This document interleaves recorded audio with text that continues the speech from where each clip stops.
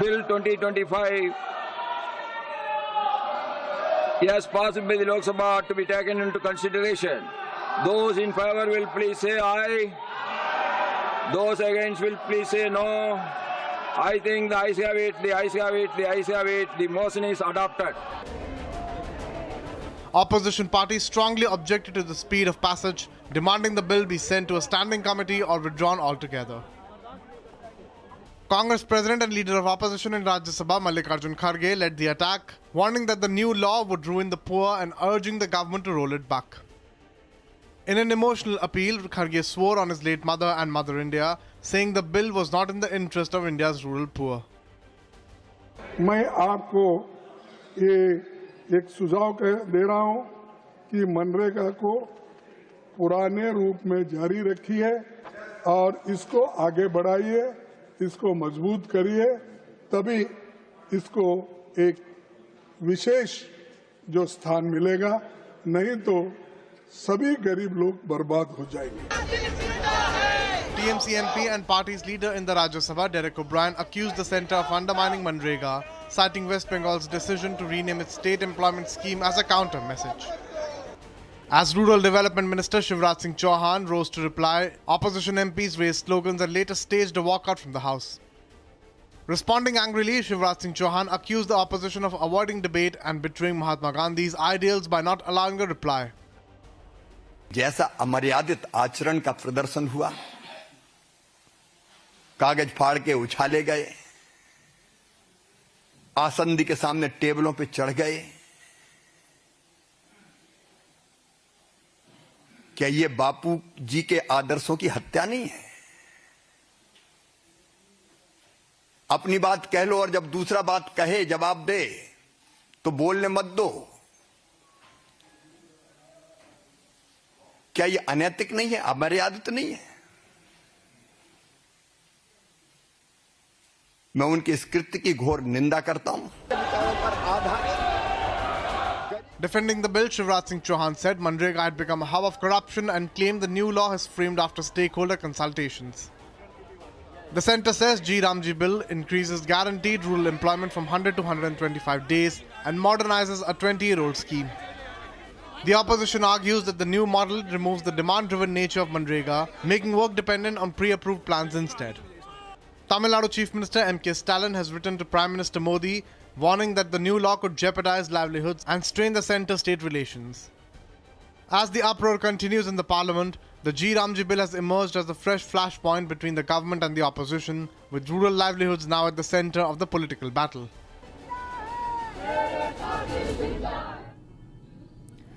The ED is tightening its noose on illegal betting. A glamorous social media persona is now at the center of a serious enforcement probe. The Enforcement Directorate, that is ED, has intensified its crackdown on an illegal online betting racket, carrying out searches linked to YouTuber and influencer Anurag Dwivedi. The agency says the betting operation originated in Siliguri, West Bengal, and was run using mule bank accounts, Telegram channels, and digital platforms. More in this special report. A YouTuber's glitzy online image now under the scanner of the Enforcement Directorate.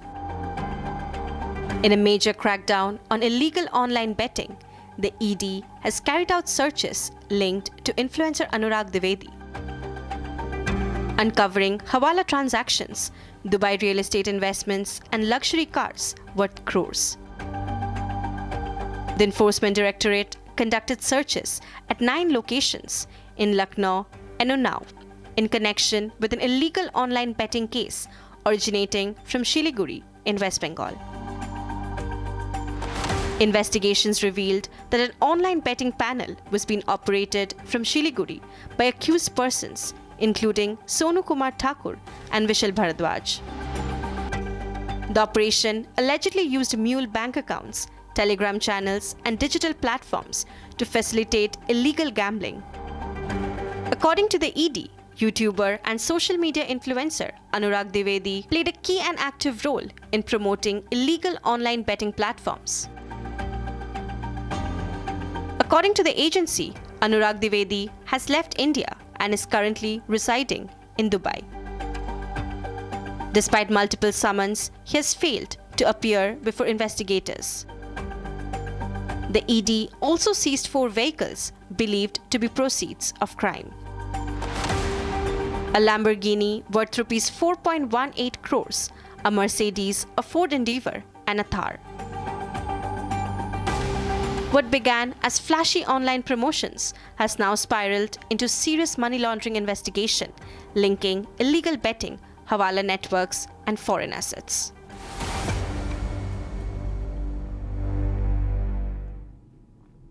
A very big development happened in Tamil Nadu. Former Tamil Nadu BJP President K. Anamalai was taken into custody in Tirupur on Thursday, December 18, along with several hundred supporters after they staged a protest without police permission, demanding that cases booked against residents of Iduvai village be withdrawn. More in this special report.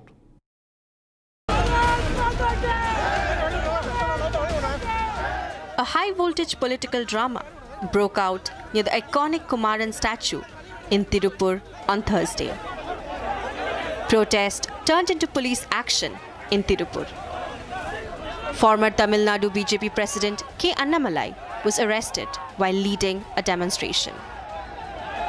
The BJP had announced a protest against garbage dumping near the Tirupur collector office, an issue that has sparked growing anger among residents. The demonstration was planned near the iconic Kumaran statue and was to be led by senior BJP leader K. Anamalai. This demonstration occurred despite police denying permission, citing law and order concerns. Anamalai arrived at the venue along with hundreds of party supporters.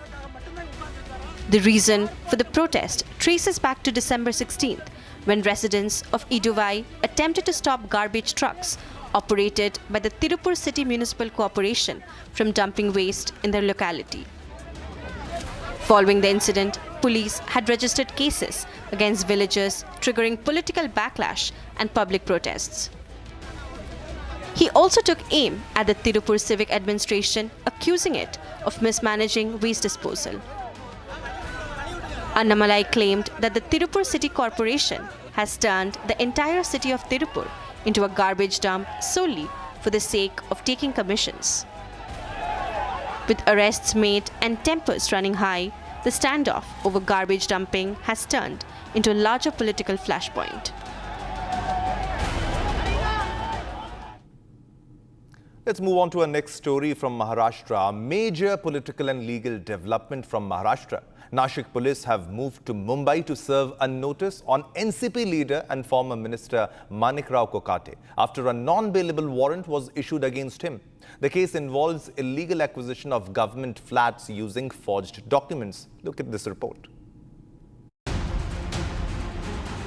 The Nashik District and Sessions Court recently upheld a 2-year rigorous imprisonment sentence against Manikrao Kokate and his brother in a 1995 housing fraud case, keeping alive the conviction for acquiring government flats with false documents.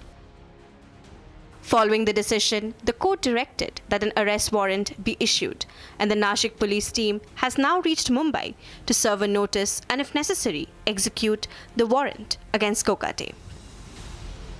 Kokate, who reportedly complained of health issues, is currently admitted to Lilavati Hospital in Mumbai's Bandra area, where he remains under treatment. Amid the escalating legal crisis, Kokate has resigned from his ministerial post. His portfolios, including sports, youth welfare, minority development, have been transferred to Deputy Chief Minister Ajit Pawar. Kokate has approached the Bombay High Court, challenging the conviction and seeking a stay on the sentence and arrest. The case originates from 1995, where Kokate and his brother were accused of submitting forged affidavits and documents to show a lower income and no property ownership to secure 2 flats. The court found this to be cheating and forgery, as the benefits were meant for genuinely low-income applicants. That the opposition is asking for his resignation as a minister, that is justified, it has to be there. And moreover, he should be disqualified from the post of MLA, because once a person gets elected, can be disqualified if that person is found convicted under the serious charge of corruption, not any other, not less than corruption. And if you see the judgment is over that he was found guilty of corruption, and the details are given in the judgment.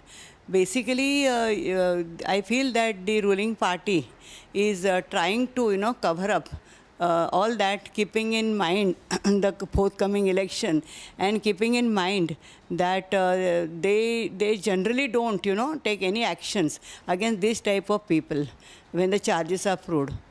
So this is my request, or this is my demand, you can say, before the government, that they are going to spoil the reputation by covering up such kind of people who are already declared convicted by the judiciary.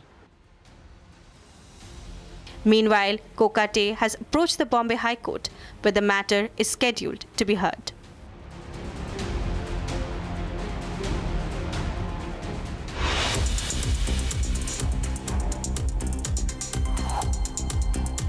Captain Ishan Kishan offered glimpses of his brilliance throughout the tournament but saved his best for the last. Kishan smashed a sensational 49-ball 101 during his knock. He toyed with the Haryana bowlers and eventually guided Jharkhand to its maiden Syed Mushtaq Ali Trophy title with a 69-run win. Ishan Kishan was in breathtaking form as he hammered a timely 45-ball century during the Syed Mushtaq Ali Trophy 2025 final against Haryana, leading Jharkhand in their first ever SMAT final. Kishan did not let down his fans as he brought up the century with a 6-over extra cover. His 100 featured 10 sixes and 6 fours. Young opener Yashasvi Jaiswal could miss the opening few matches for Mumbai in the 2025-26 Vijay Hazare Trophy. Jaiswal felt severe pain in his stomach after his 15-run knock against Rajasthan in a Syed Mushtaq Ali Trophy Super League match. Jaiswal was taken to Aditya Birla Hospital in Pimpri Chinchwad for medical evaluation after the match ended.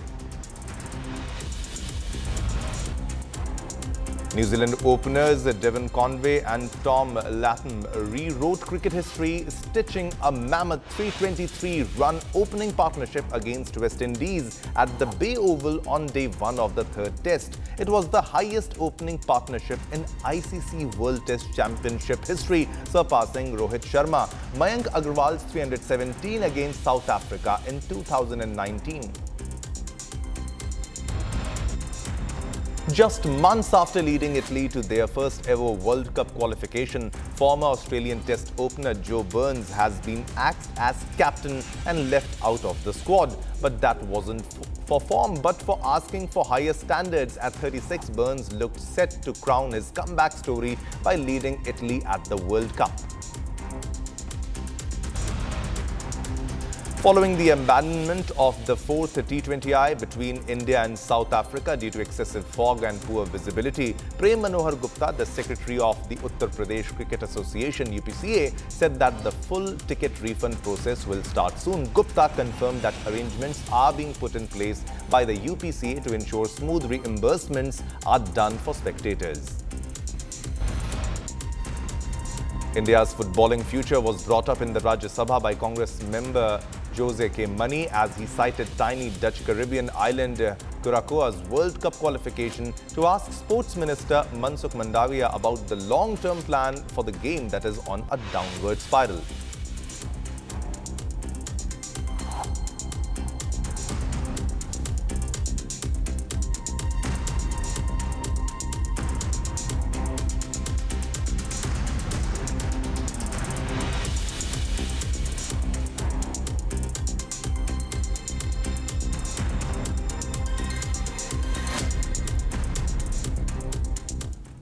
All right, time to slip into a short commercial break. But coming up, major protest in Dhaka after student leader succumbs to gunshots, vandalism and rioting in different parts of Dhaka.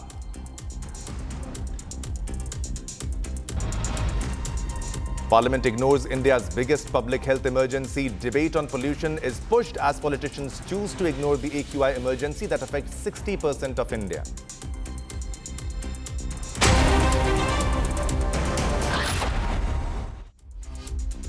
Amity has been ranked India's #1 not-for-profit private university for 11th year, with top 10 ranked institutions in management, engineering, biotech, law, mass comm, telecom, hospitality, fashion and more. Yet another top ranking for Amity University. MDH की हल्दी मिर्ची धनिया करे कमाल, ये रंग दे, ये खुशबू दे, ये तीखा, ये कम पड़े, क्या निराला MDH मसाला। Please stop! झुमका, तेरा झुमका, तेरा झुमका। Not there, मेरा काउंटर टॉप टूट जाएगा। तेरा झुमका।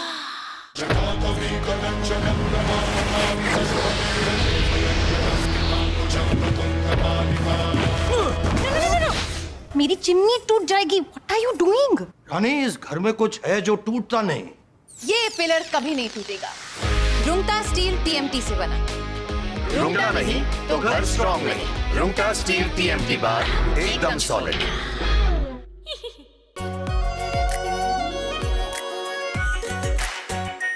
Are pure shahi paneer masala, delicious, healthy everyday.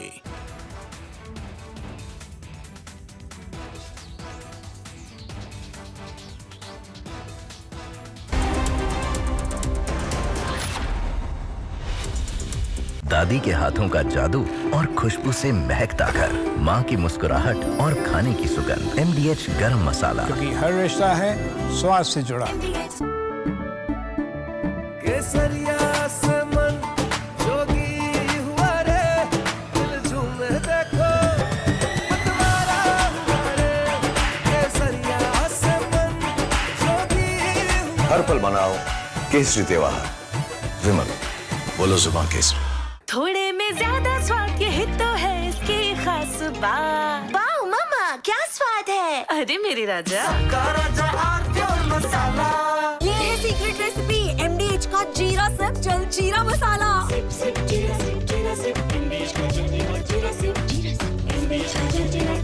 XTR is the most advanced helicopter which is present with Indian Navy.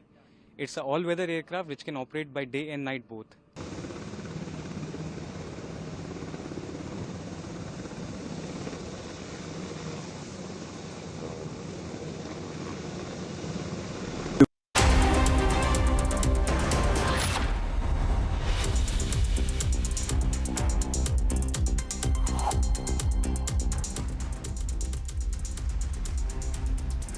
Good morning, hello and welcome viewers. You're watching Republic TV and I'm Priyanka Chaudhary. Our main focus is going to be the protests in Dhaka. Dhaka continues to be on the boil, viewers, after the death of the activist, and in fact Muhammad Yunus government has announced a national mourning, and we'll get you the details as to what exactly is happening in the city of Bangladesh. But first up, the headlines.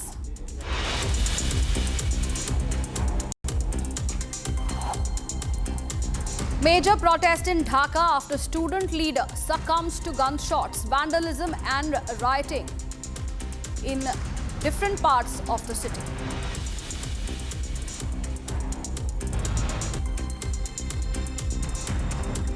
Parliament ignores India's biggest public health emergency. Debate on pollution is pushed as politicians choose to ignore the AQI emergency that affects 60% of India.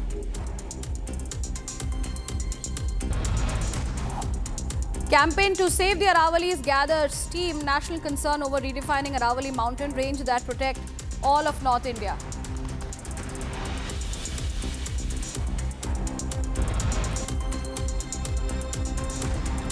VBG Ramji bill cleared by Parliament. Rajya Sabha passes law hours after Lok Sabha approval. After Maharashtra Minister and Nationalist Congress Party leader Manikrao Kokate resigns from the state cabinet, Nashik police reaches Mumbai. Kokate likely to be arrested.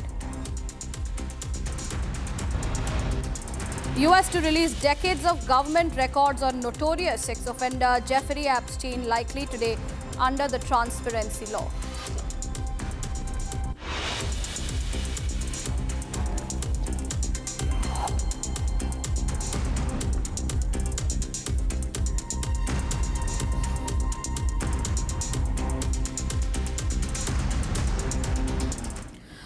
Well, viewers, our focus is on Bangladesh, which is on edge after the death of youth leader Sharif Osman Hadi sparked widespread unrest across the country.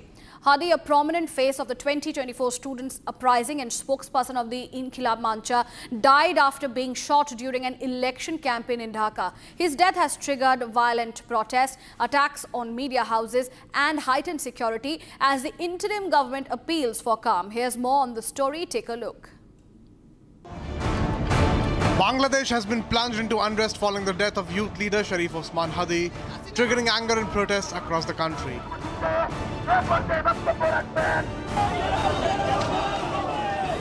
Hadi, a prominent leader of the 2024 student uprising and spokesperson of Inqilab Mancha, was shot during an election campaign event in Dhaka. After the attack, he was rushed to the local hospital, where doctors said his condition remains critical for several days. Earlier this week, the interim government announced Hadi would be airlifted to Singapore for advanced medical treatment. On Thursday, Singapore's Ministry of Foreign Affairs confirmed that Hadi had succumbed to his injuries while undergoing treatment. Interim PM Muhammad Yunus addressed the nation, calling Hadi a fearless frontline fighter of the July Uprising. Yunus declared a one-day state mourning and vowed that those responsible for the shooting would be brought to justice. As news of Hadi's death spread, protests broke out in several parts of Dhaka, including Dhaka University and Shahbag.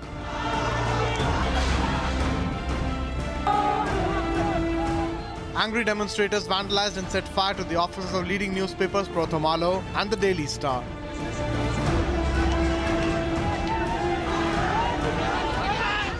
Journalists and staff members inside the buildings confirmed the attacks and appealed for an end to the violence. Protests were also reported outside the Indian Assistant High Commission in Chattogram, prompting police deployment.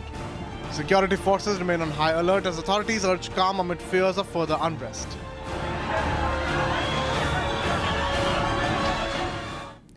With that, moving on, viewers, to more news and updates coming in. A small twin-engine plane crashed near apartments by Nashua Airport in New Hampshire, injuring the lone pilot and damaging a building. Federal Aviation Administration has in fact begun the investigation into the cause of the crash. More in this report. Take a look.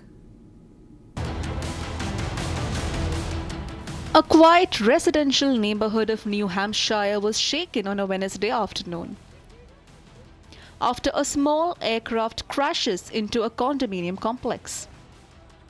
Emergency crews rushed in, and now the US's Federal Aviation Administration is investigating what caused the velocity of a V-twin plane to go down. Emergency crews found the plane upside down in a snowbank in the parking lot. The crash left behind a trail of destruction, leaving the building's roof damaged. The plane clipped the roof of that building, leaving a large gash and several trees before it went down. As per police, only the pilot was on board and was the only person injured after it went down right after it took off from the nearby Nashua Airport around 2:10 local time PM. As a preliminary investigation into the incident continues by FAA, local authorities said that the pilot was able to get out of the aircraft with the help of bystanders. Reportedly, the crash happened when the pilot was practicing taking off and landing.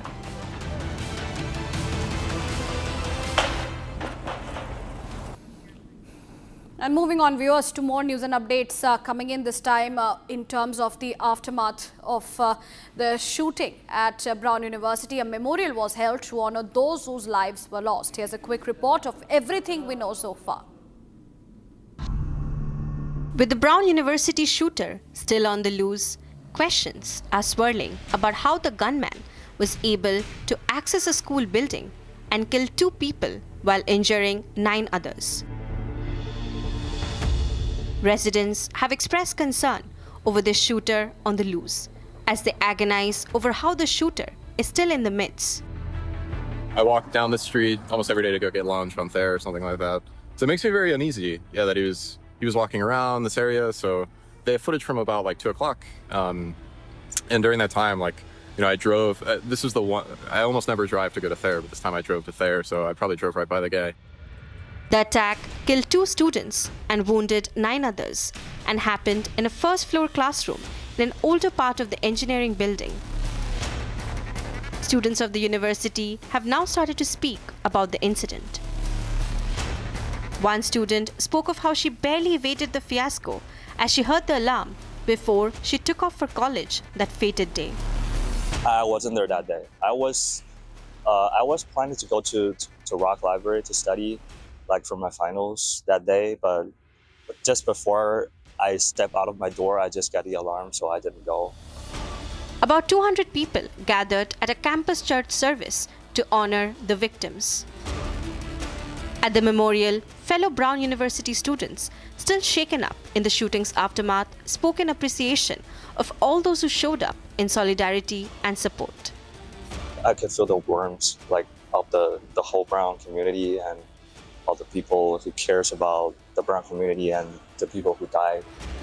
There were also students who spoke in solidarity for those deceased in the attack. I think that everyone's probably thinking something very, very similar. That it could have been any one of us. Whether you're go to school at Brown, whether you work here, or whether you're just anyone in the community.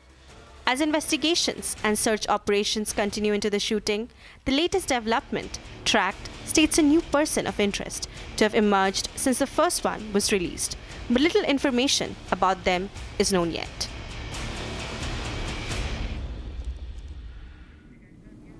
And viewers, with that, let's get you a roundup of news that we are tracking from across the globe. Let's take a look.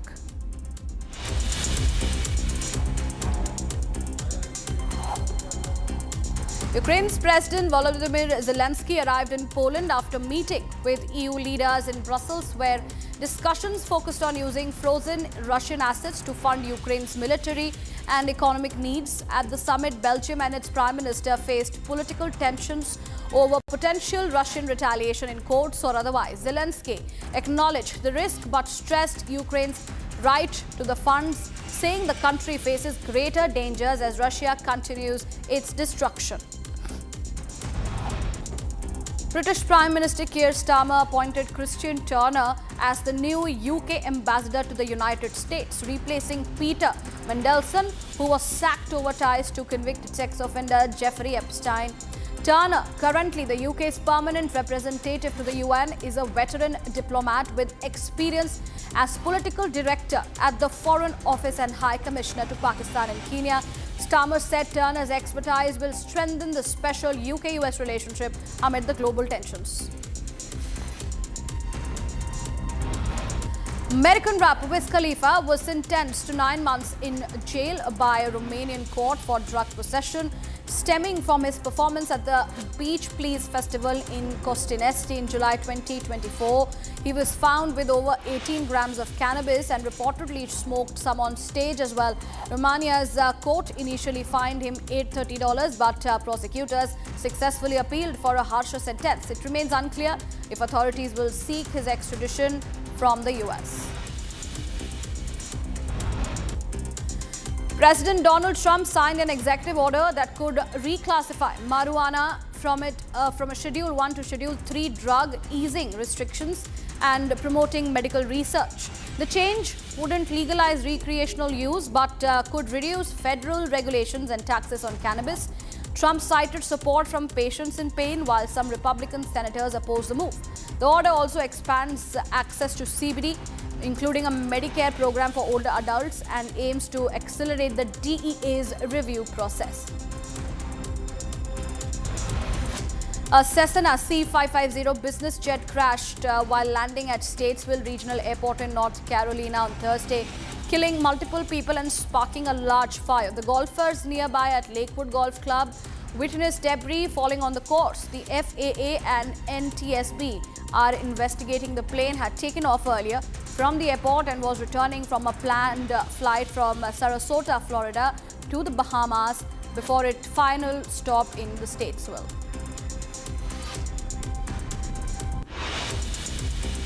Moving on, viewers, the Bondi Beach in Australia, Sydney, where 15 people were killed during the Hanukkah celebrations, was open to the public on Thursday. Australian authorities said that they have concluded their extensive examination on the crime sites. They've also added that the area has now been neutralized, thus allowing the public to access the beach park once again. Watch this report for more.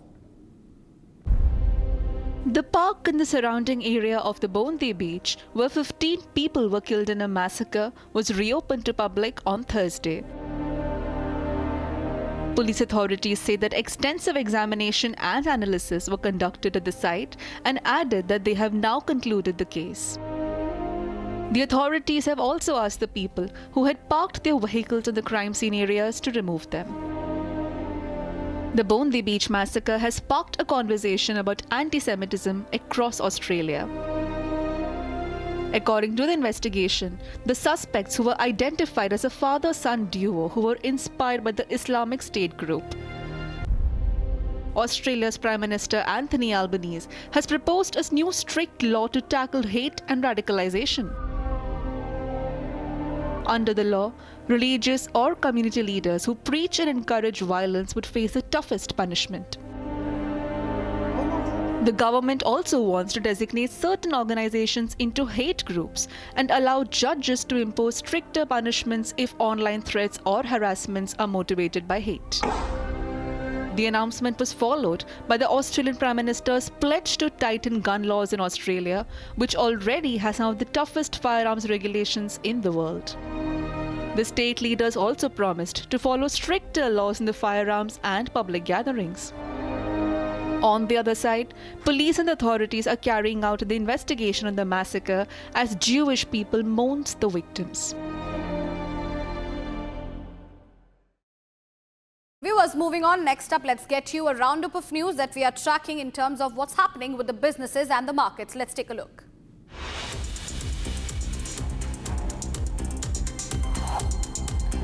The Deputy Chief of Mission of Korean Embassy in India, Sang-woo Lim, said that now it's a good time to upgrade the 10-year-old Korea-India Comprehensive Economic Partnership Agreement. He highlighted opportunities for a second wave of Korean investment in strategic sectors like shipbuilding, semiconductors and defense. Lim noted that India is reviewing its free trade agreements and suggested similar approach could strengthen bilateral trade relations. Bharti Airtel on Thursday announced a major leadership reshuffle effective January 1, 2026, subject to shareholder approval. Shashwat Sharma, currently CEO designate, will take over as Managing Director and CEO of Airtel India for a 5-year term. He will also be classified as a key managerial personnel. The move signals a planned leadership transition and Airtel's emphasis on continuity and internal talent as it navigates a fast-changing telecom landscape. Vodafone Idea announced it's raised rupees 3,300 crore through unlisted, unrated, secured, non-convertible debentures issued by its subsidiary Vodafone Idea Telecom Infrastructure Limited. The issue drew strong interest from marquee investors, including NBFC's foreign portfolio, investors and alternative investments fund. The proceeds will be used to repay Vittel's obligations to Vodafone Idea, helping the telecom operator strengthen capital expenditure and support the business growth. Ola Electric said that its promoter completed a one-time monetization of part of his personal shareholding to repay 260 crore rupees promoter-level loan, leading to a release of all pledged shares. The move freed 3.93% of shares and eliminated promoter pledges. The company said that the transaction does not affect operations or governance, and the promoter group continues to hold over 34.5% stake with no dilution of control. Flight bookings have become the most popular use of credit card reward points in India in 2025, overtaking cashback according to a Sage report. Nearly one-third of redemptions, or 32%, were used for flights or airline mile transfers as consumers sought better value amid rising travel costs. The platform said users redeemed travel rewards worth 850 crore rupees, with strong growth in business class travel, long-haul flights and luxury hotel stays.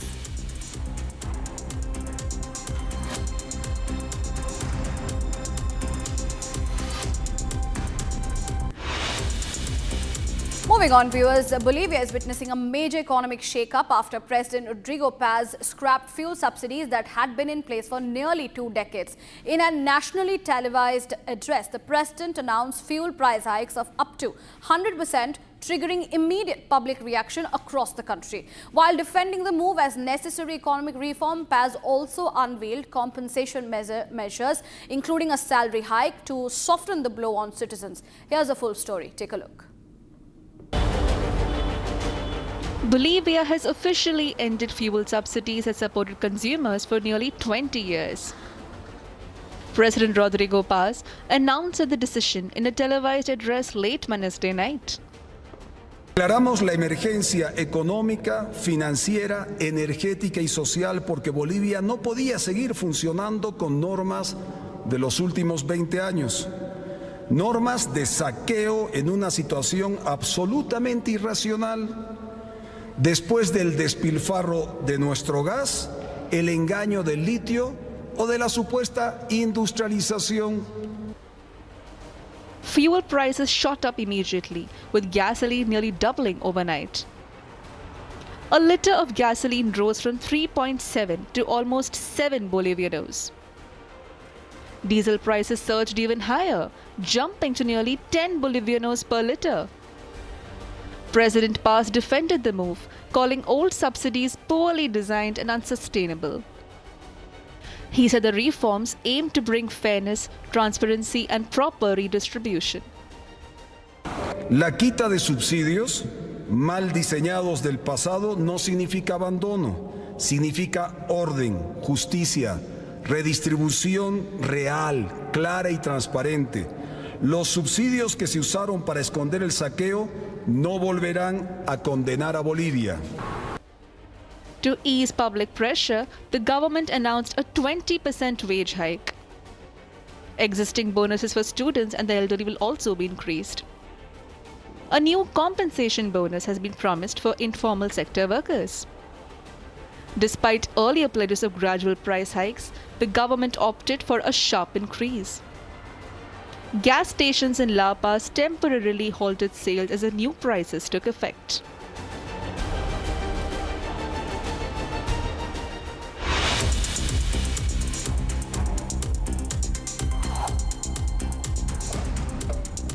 Despite its ability in promoting the game and elevating it to the top sport in the nation, the BCCI still refuses to take lessons from the past when it comes on to scheduling. A disgruntled crowd vanished into the mist in Lucknow, while match officials waited for circumstances to improve and carried out several inspections before finally calling it a day. Now fans are requesting a reimbursement. Hosts Australia have tightened their grip on the ongoing third test after day 2 holding an invaluable 158-run lead. The lower order added crucial runs in the morning, with Mitchell Starc bringing up his second 50 of the series as Australia posted a strong 371 despite Jofra Archer's 5-wicket haul. England's replay faltered after a steady start. Australian pacer Mitchell Starc has expressed visible frustration over the Snicko incident that happened during the third test match against England. This is the second time in the third test something related to the Snicko has happened and left both teams frustrated. On day 2, Jamie Smith got a lifeline as the third umpire gave not out during the 43rd over. Spin whizzer Nathan Lyon took 2 wickets to edge past Glenn McGrath for second place on Australia's all-time bowling list. Lyon, who is now 6th in all-time wicket-taker list in Test, bowled England's Ben Duckett to reach the milestone and then picked up the wicket of Ollie Pope in the same over itself. A couple of days after Lionel Messi left India, the Calcutta High Court sought a report from the West Bengal government on chaos and vandalism at Salt Lake Stadium during the GOAT event. The division bench has directed the state government to submit the report to the court by December 22. Indian pistol shooter Samrat Rana's showing at the World Championships in Cairo last month has been rated among the top 5 performances of the year by the International Shooting Sport Federation. The 20-year-old marksman from Haryana made history by winning the men's 10m air pistol gold as the world became becoming the first Indian to clinch a senior individual world title in the event. The Wrestling Federation of India has unveiled a new selection policy that makes attendance at national camps mandatory to be eligible for national selections, bars wrestlers from training independently, and mandates Olympic Games quota winning athletes to appear in final one-bout selection trial.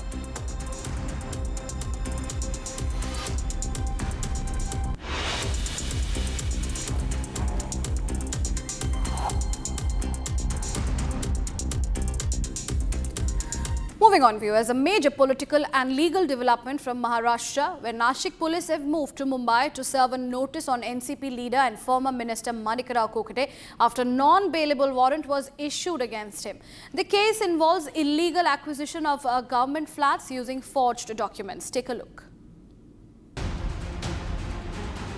The Nashik District and Sessions Court recently upheld a 2-year rigorous imprisonment sentence against Manikarav Kokate and his brother in a 1995 housing fraud case, keeping alive the conviction for acquiring government flats with false documents.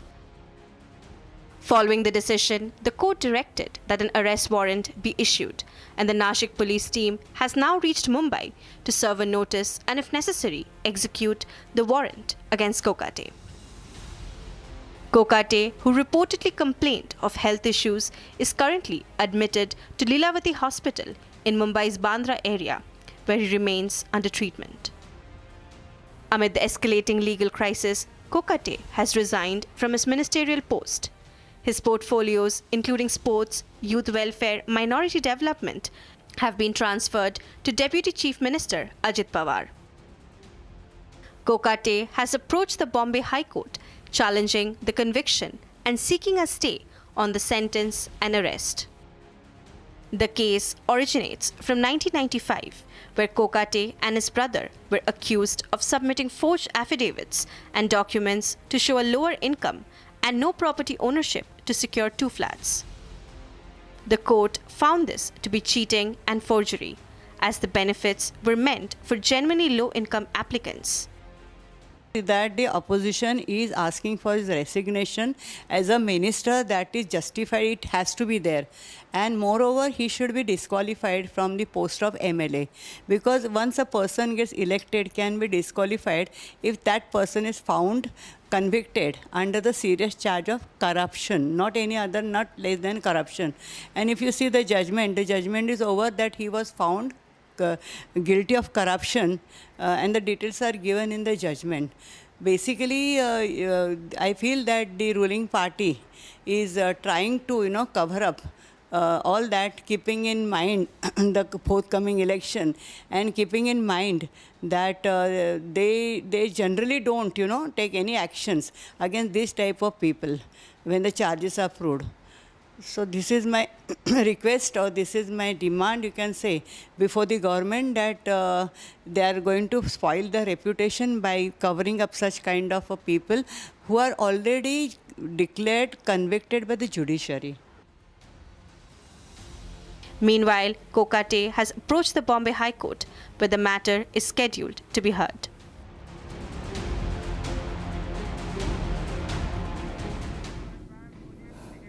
And viewers, that is all we have for this bulletin. More news and updates will continue on the other side as we continue to focus on the top stories. Coming up next, we bring you more details in terms of what is happening in Dhaka after student leaders succumbed to gunshots, vandalism, and several other updates coming in. Stay tuned. In fact, the AQI movement continues to be the highlight, the top highlight of the fact that the Parliament has ignored India's biggest public health emergency debate on pollution, as politicians choose to ignore the AQI emergency that affects 60% of India. We get you the details on the other side. Stay tuned.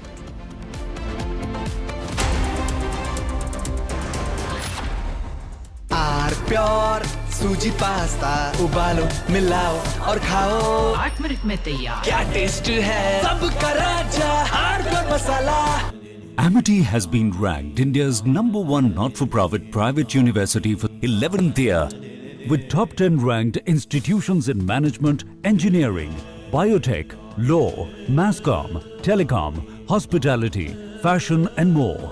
Yet another top ranking for Amity University. अब छोलिया हो या लोबिया, सफेद चने या काले चने, सब कुछ मजेदार बने।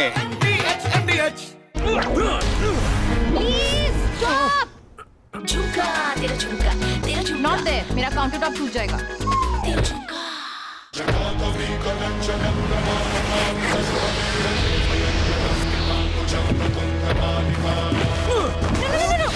मेरी चिमनी टूट जाएगी व्हाट आर यू डूइंग रानी इस घर में कुछ है जो टूटता नहीं ये पिलर कभी नहीं टूटेगा रुंगटा स्टील टीएमटी से बना रुंगटा नहीं तो घर स्ट्रॉन्ग नहीं रुंगटा स्टील टीएमटी बार एकदम सॉलिड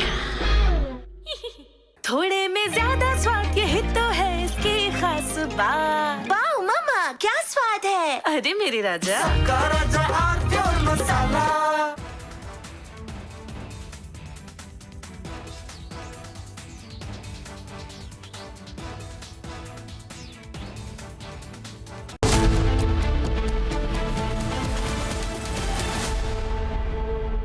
थोड़े में ज्यादा स्वाद यही तो है इसकी खास बात वाओ मामा क्या स्वाद है अरे मेरे राजा मसाला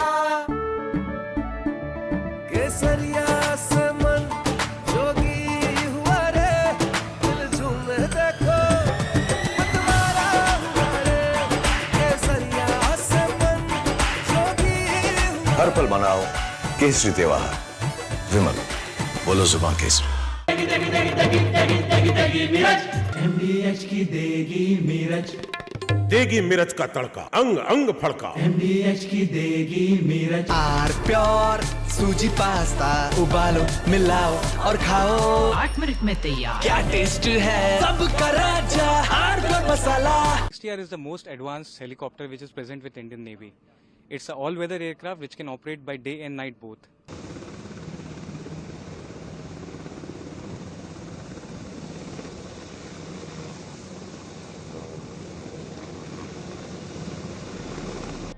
To boost the Indian Navy's air lethality, the 2nd Squadron of MH-60R Romeo helicopters was inducted on December 17 at INS Hansa in Goa.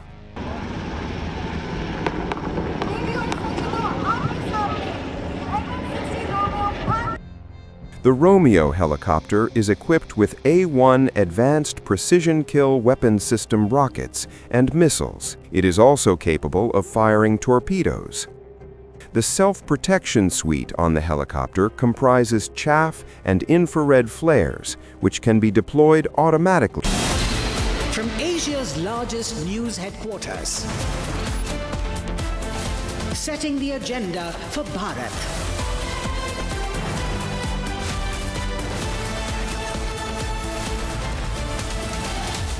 You're watching Republic.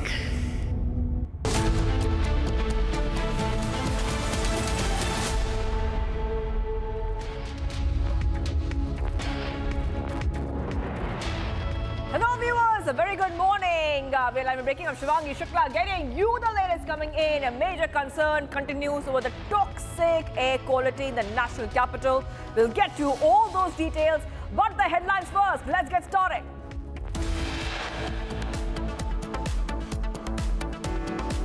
Major protest in Dhaka after student leader succumbs to gunshots, vandalism and rioting in different parts of Dhaka.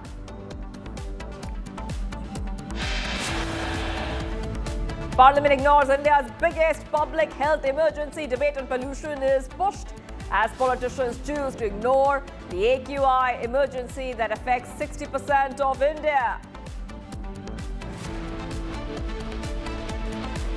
Campaign to save the Aravalis gathers steam. National concern over redefining Aravali mountain range that protects all of North India. VBG Ramji bill cleared by the Parliament. Rajya Sabha passes law hours after Lok Sabha approval. After Maharashtra Minister and Nationalist Congress Party leader Manika Rao Kokate resigns from the state cabinet, Nashik police reaches Mumbai, Kokate likely to be arrested.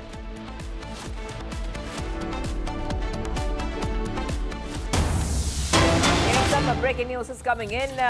One more incident of mob lynching in Kerala. A 45-year-old migrant labourer was beaten up to death by a mob accusing him of stealing a food packet from a shop nearby. Then the Valayar police has arrested as many as 5 people in connection with the incident and took into custody over 10 other people. Okay, so getting these pictures, we'll put them out for in a short while from now, but a migrant labourer beaten to death by a mob in Kerala. This is one of the top breaking updates that we are getting for you here in Republic TV. According to the latest update, this migrant labourer was accused of stealing a food packet. The police has arrested a couple of people in this case, according to the latest that we're learning of here on Republic TV. So the police has arrested as many as 5 people in connection with the incident. 10 other people taken into custody. Migrant labour was beaten to death. I'm going to go across to my colleague who's joining us, Shankar. Shankar, I'm coming across to you. Very unfortunate incident that we're seeing, that a migrant labourer was beaten to death, that too over a petty issue of stealing a food packet. But that was the allegation. If you could help our viewers understand what the latest is in this case. This is the second such an incident. This is the second such incident that took place in Kerala for the last 6-7 years. Actually, both the incidents took place in Palakkad district only. Like in 2018, a tribal youth was beaten up to death by a mob, accusing him of stealing just a small packet of rice powder for suppressing his and his family members' hunger. And this time, another migrant laborer from Chhattisgarh was beaten up to death by another mob, accusing him of stealing some food items from a shop nearby. Actually, the incident took place on Thursday evening, late in the evening at around 6 o'clock. The migrant laborer, who is basically from Chhattisgarh and reached Kerala, Tamil Nadu border some months back for a walk, for some construction works here. He was sitting in front of a shop while coming back from his work, and the mob noticed him and started questioning him. And he was accused of stealing some food packets from a shop nearby. And he was searched, but the mob could not find anything from him. Later, they started questioning him, and when he was answering their questions properly, the mob started beating him up so brutally, and the visuals clearly exposes the brutal attack that took place. And after some time, he collapsed down, and the mob escaped from there soon. So after being informed by some local men, the Valayar police reached the spot, and he was soon hospitalized at around 7:30 Yes. Okay. p.m. Thank on you for Thursday. joining. Thank you, Shankar, for getting us all those details. This unfortunate incident coming in where a migrant labourer was beaten to death over stealing a food packet. I'll come back to you, Shankar, for more on the story. A 2-wheeler rider was killed on the spot in a car accident involving Rajendra Prasad, KAS officer and personal secretary to DCM VK Shivakumar within the limits of Savadatti police station. And the deceased has been identified as Manjunath Bernati, 30 years of age, resident of Savadatti town. He was on his way to work at the Harsha sugar factory owned by Minister Lakshmi Hebalkar when the car rammed into his bike. Manjunath suffered severe head injuries and died at the scene. The car driven by Rajendra Prasad overturned due to the impact. He sustained injuries and was initially shifted to the NMR center in Hubballi for scanning, following which he was admitted to Shivakripa Hospital for further treatment. We're getting the pictures coming in for you on Republic TV. 2-wheeler rider was killed on the spot in a car accident involving Rajendra Prasad, KAS officer and personal secretary to DK Shivakumar, who's the deputy CM. Abhishek is joining us. Abhishek, what really took place in Hubballi, Karnataka, and what is the investigation, if there is any, launched pointing to?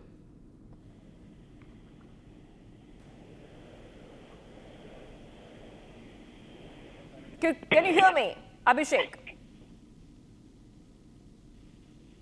All right. Okay, we'll go to Abhishek in a short while from now. Connect back to him. But this is a two-wheeler rider was killed on the spot. Putting on those pictures coming in from Hubballi, Karnataka, from the hospital itself. This two-wheeler rider was killed on the spot in a car accident involving Rajendra Prasad, KAS officer and personal secretary of Deputy CM D.K. Shivakumar within the limits of Sabadati police station. The deceased is Manjunath Bernati, 30 years of age, resident of Sabadati town. He was on his way to work at the Harsha Sugar Factory owned by the minister Lakshmi Hebalkar. But the car rammed into his bike.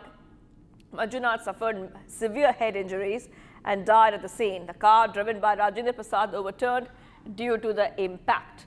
Okay, I want to go across to my colleague Abhishek. If you can hear us, Abhishek, what really has happened in this case? We're getting pictures coming in from Hubballi, Karnataka, from that hospital. The two-wheeler rider has been killed on the spot in that car accident.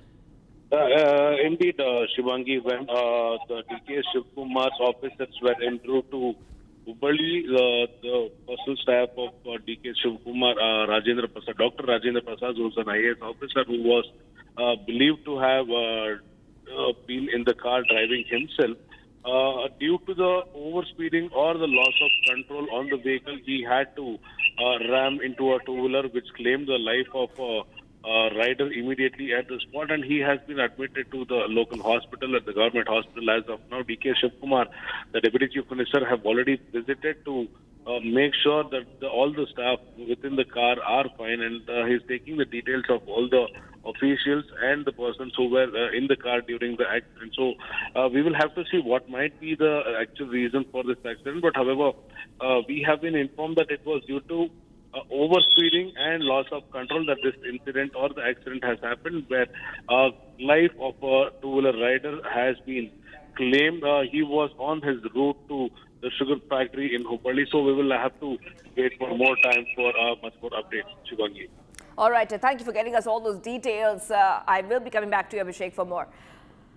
Viewers, we shift our focus to the national capital. Every breath in Delhi comes with a risk. Children, elderly, families, all paying the price of toxic air, while politicians look the other way. When debate stops and adjournments begin, the people are left to suffocate in silence. And right to breathe clean air should not be a privilege, viewers. It should be a non-negotiable. More in this report as we keep getting you the latest.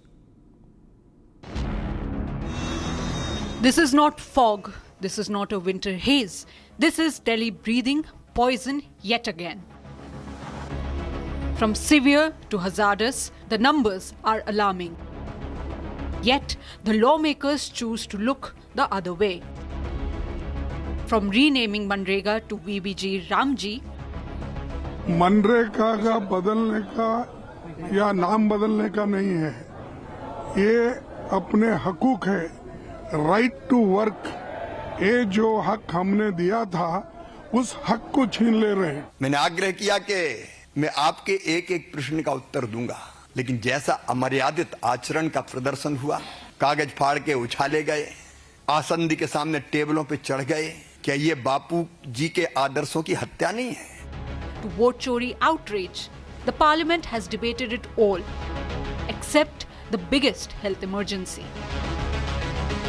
Even as the centre attempted to damage control by ordering that vehicles without valid PUC certificates will not be given fuel at petrol pumps, the question remains, is it enough? With just one day left in the winter session of Parliament, a national debate on toxic air seems unlikely. But Republic refuses to look away. Through our campaign, Nota for AQI, we amplify what millions are asking for, the basic right to breathe. Because clean air is not a luxury and the right to breathe cannot wait.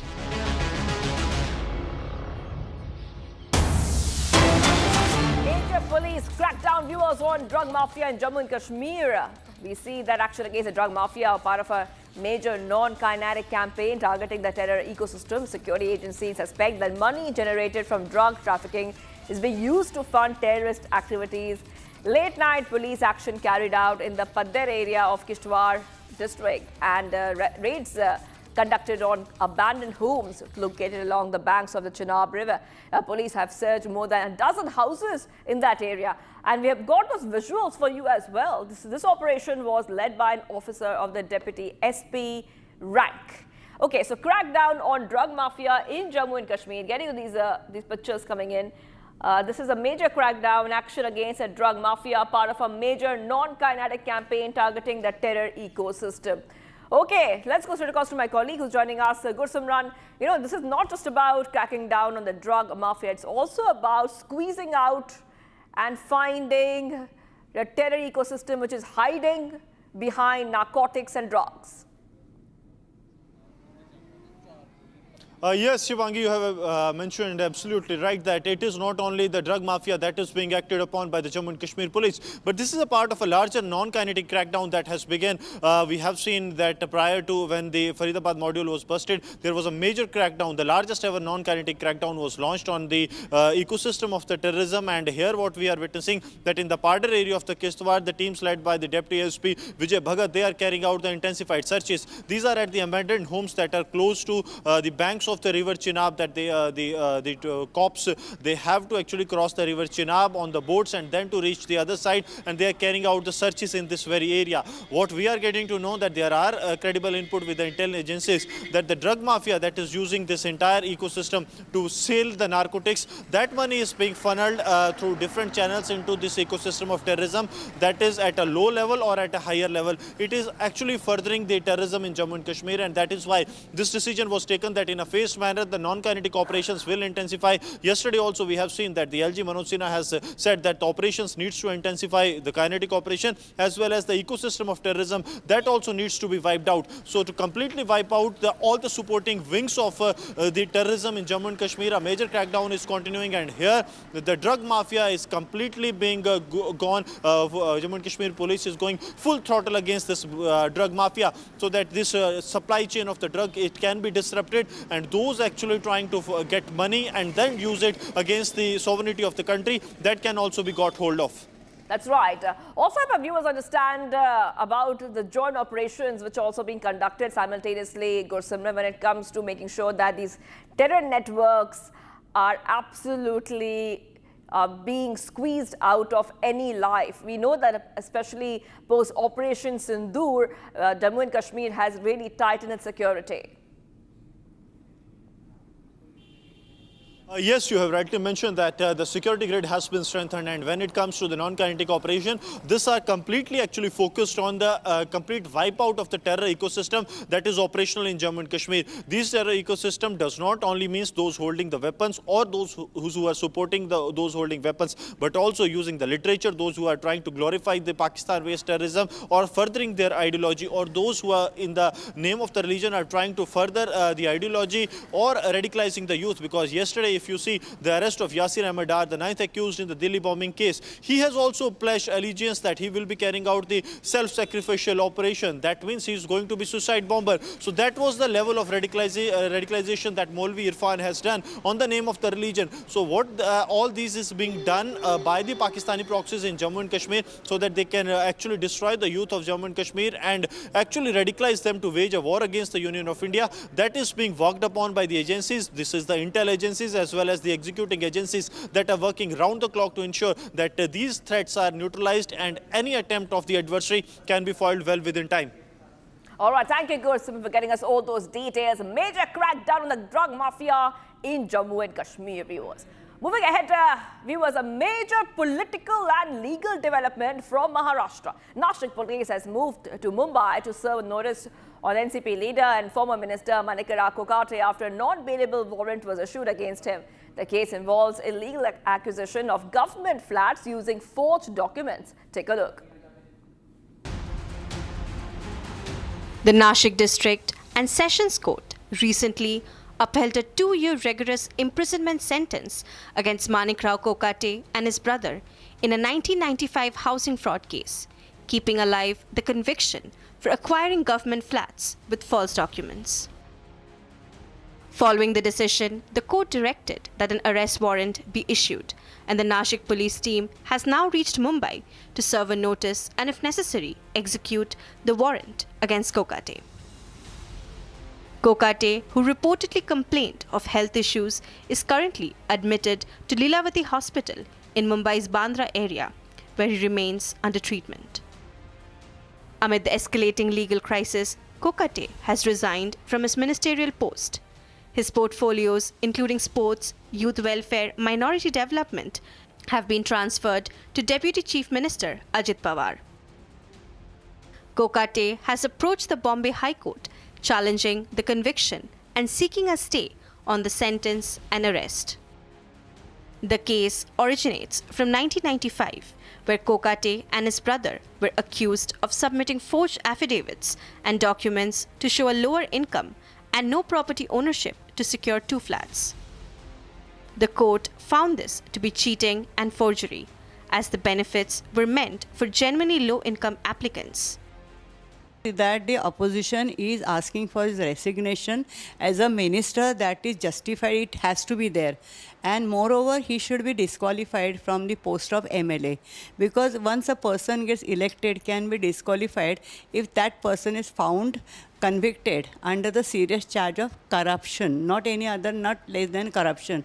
And if you see the judgment is over that he was found guilty of corruption, and the details are given in the judgment. Basically, I feel that the ruling party is trying to, cover up all that, keeping in mind the forthcoming election, and keeping in mind that they generally don't, take any actions against this type of people when the charges are proved. So this is my request, or this is my demand, you can say, before the government, that they are going to spoil the reputation by covering up such kind of people who are already declared convicted by the judiciary. Meanwhile, Kokate has approached the Bombay High Court, where the matter is scheduled to be heard.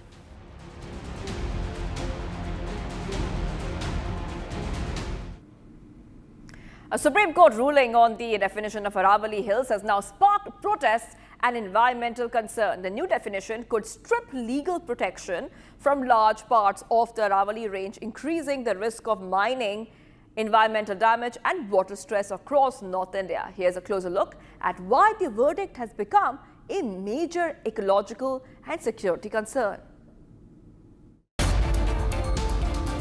India's oldest mountain range is at the center of a growing national storm. A Supreme Court verdict redefining the Aravali Hills has triggered protests, panic and fears of irreversible environmental damage.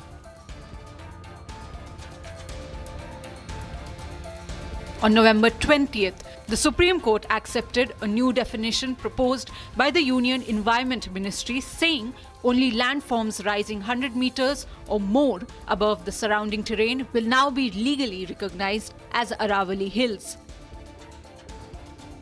The verdict removes protection from nearly 90% of the Aravali region, opening the door to mining, real estate and large-scale destruction. Environmental experts warn this is no longer just an ecological issue, as Aravalis act as a natural security wall, blocking the spread of desert sands from the Thar Desert.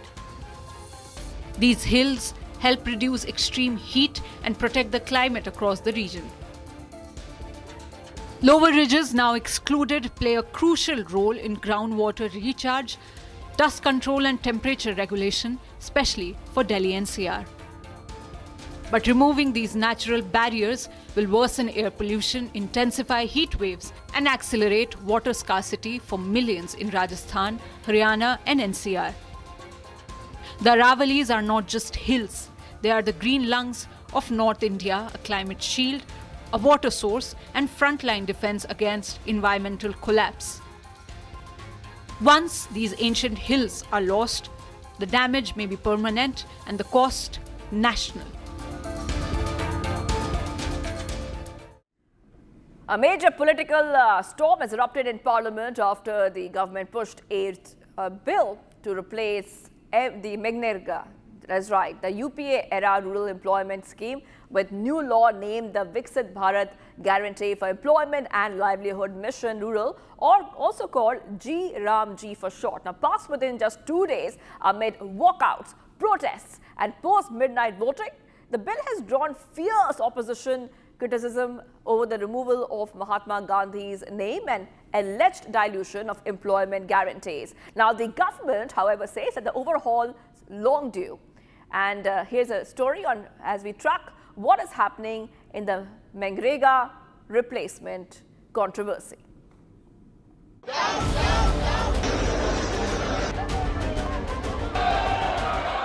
The VBG Ramji bill was cleared by the Parliament amid chaos, protests and walkouts in both houses, with the Rajya Sabha passing it after midnight by voice vote. I shall now put the motion moved by Sri Shivraj Singh Chauhan for consideration of the Viksit Bharat Guarantee for Rozgar and Ajivika Mission Gramin VBG Ramji Bill 2025 to vote.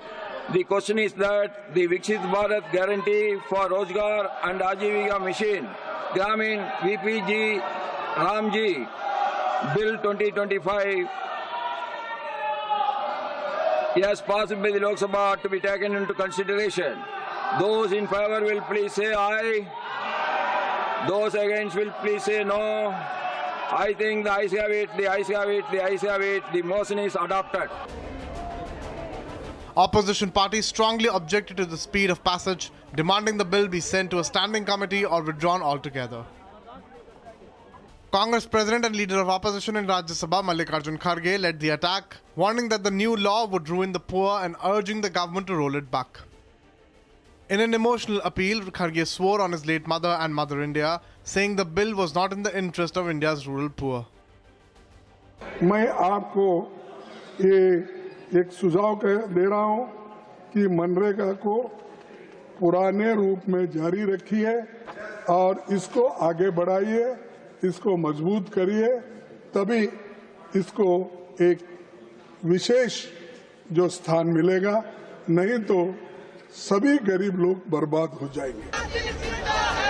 TMC MP and party's leader in the Rajya Sabha, Derek O'Brien, accused the centre of undermining Manrega, citing West Bengal's decision to rename its state employment scheme as a counter message. As Rural Development Minister Shivraj Singh Chauhan rose to reply, opposition MPs raised slogans and later staged a walkout from the House. Responding angrily, Shivraj Singh Chauhan accused the opposition of avoiding debate and betraying Mahatma Gandhi's ideals by not allowing a reply. जैसा अमर्यादित आचरण का प्रदर्शन हुआ, कागज फाड़ के उछाले गए, आसंदी के सामने टेबलों पे चढ़ गए, क्या ये बापू जी के आदर्शों की हत्या नहीं है? अपनी बात कह लो और जब दूसरा बात कहे जवाब दे तो बोलने मत दो. क्या ये अनैतिक नहीं है, अमर्यादित नहीं है? मैं उनके इस कृत्य की घोर निंदा करता हूं. Defending the bill, Shivraj Singh Chauhan said Manrega had become a hub of corruption and claimed the new law is framed after stakeholder consultations. The centre says VBG Ramji bill increases guaranteed rural employment from 100 to 125 days and modernizes a 20-year-old scheme. The opposition argues that the new model removes the demand-driven nature of Manrega, making work dependent on pre-approved plans instead.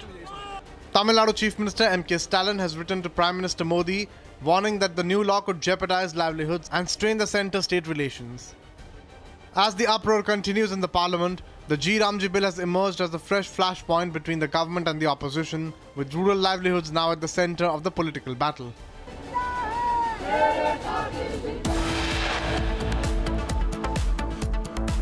And getting you top updates coming in, viewers. The Parliament ignores India's biggest public health emergency. Debate on pollution is pushed as politicians choose to ignore the AQI emergency that affects 60% of India.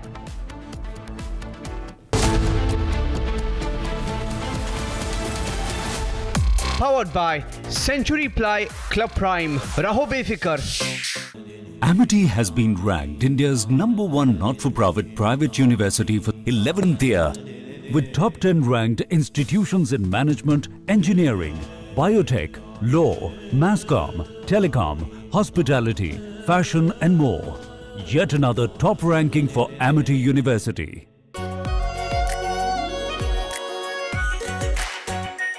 Our pure Shahi Paneer Masala. Delicious, healthy, every day. Please stop! झुमका, तेरा झुमका, तेरा झुमका. Not there. मेरा counter top टूट जाएगा. तेरा झुमका.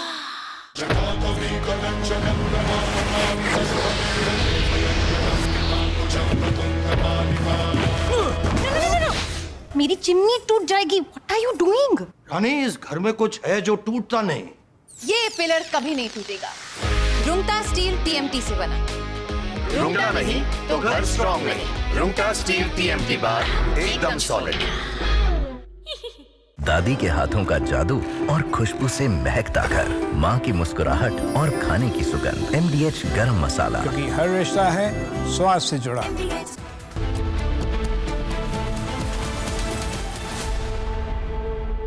आधे बाउल दही में 4 चम्मच MDH चटनी पुदीना मसाला डाला. स्टर करो. पुदीना चटनी तैयार. MDH चटनी पुदीना मसाला. पैसा लगाना है तो सेंचुरी क्लब प्राइम पे लगाओ. डूबेगा नहीं, जलेगा भी नहीं, कोई खा नहीं जाएगा, धोखा नहीं देगा, ऊपर नीचे भी नहीं होगा, सेफ रहेगा, सिक्योर्ड में मिनिमम 30 साल का रिटर्न देगा. अब इससे बेटर इन्वेस्टमेंट है तो बताओ. सेंचुरी क्लब प्राइम, रहो बेफिक्र. थोड़े में ज्यादा स्वाद, यही तो है इसकी खास बात. वाओ मामा, क्या स्वाद है. अरे मेरे राजा.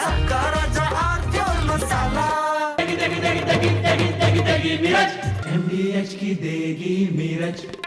देगी मिर्च का तड़का, अंग अंग फड़का. MDH की देगी मिर्च. STR is the most advanced helicopter which is present with Indian Navy. It's an all-weather aircraft which can operate by day and night both.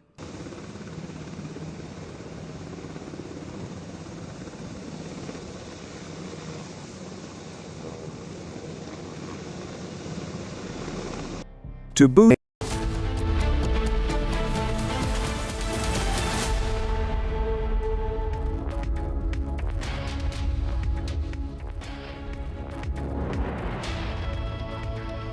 Hello viewers, you're watching Republic TV. This is Shivam Dutt Mehta. Our top focus in this bulletin is the violence that has erupted in Bangladesh post the death of Sharif Osman Hadi. But first up, the headlines. Major protest in Dhaka after student leader succumbs to gunshots. So vandalism and rioting in different parts of Dhaka to be seen. Parliament ignores India's biggest public health emergency. Debate on pollution is pushed as politicians choose to ignore the AQI emergency that affects 60% of Indians. Campaign to save the Aravalis gathers steam. National concern over redefining Aravali mountains, a range that protects all of North India. And the Ramji bill cleared by Parliament. Rajya Sabha passes law hours after Lok Sabha's approval. And after Maharashtra Minister and Nationalist Congress Party leader Manik Rao Kokate resigns from the state cabinet, Nashik police reaches Mumbai. Kokate likely to be arrested.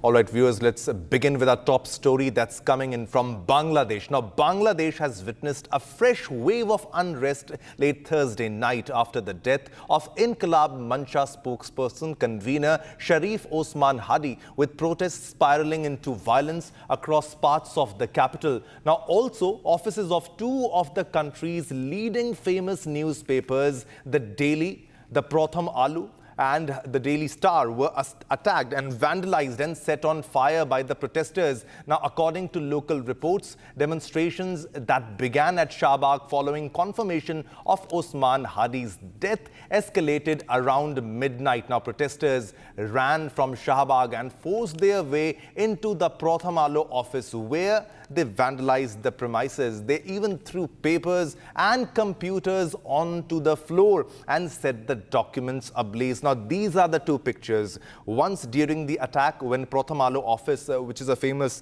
newspaper of Bangladesh, which was attacked last night, and everything was set ablaze. The whole building, the computers, the documents, the equipments, everything was set ablaze by those who were protesting, by the violent mob that you can very well see on your television screens.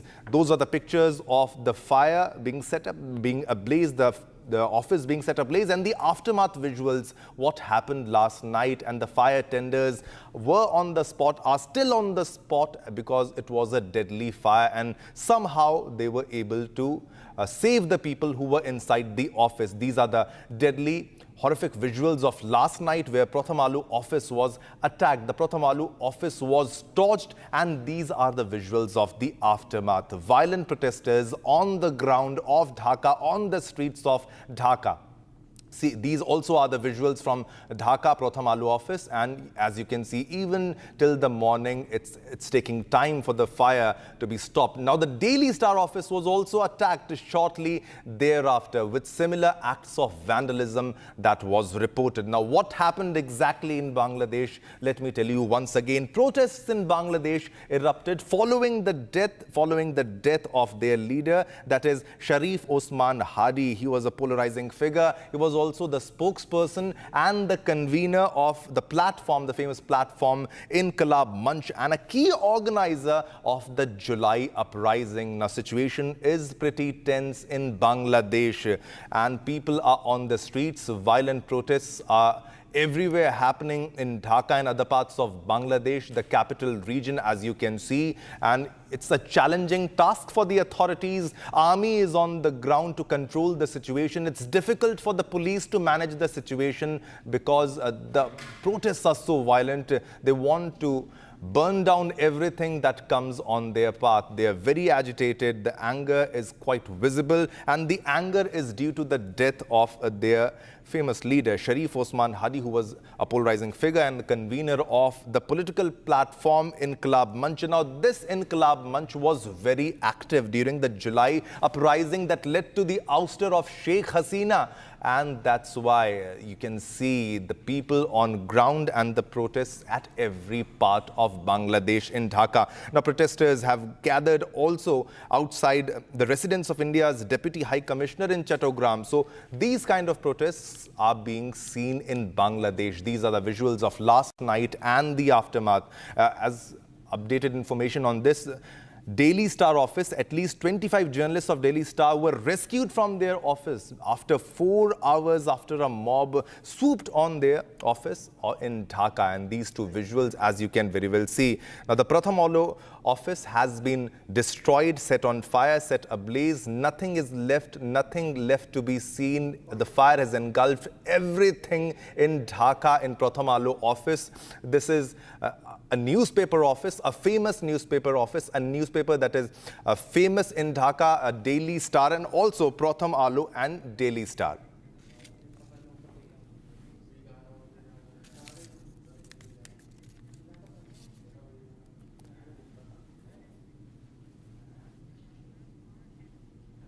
Now, we are being joined by Prashanta Kumarshil, a journalist, to speak more about this issue. Prashanta, what exactly is happening in Bangladesh? We are seeing violence across cities, especially in the capital in Dhaka. Now, Pratham Alo office has been set ablaze. Daily Star has been attacked and set ablaze. What exactly is happening right now in Bangladesh, Prashanta?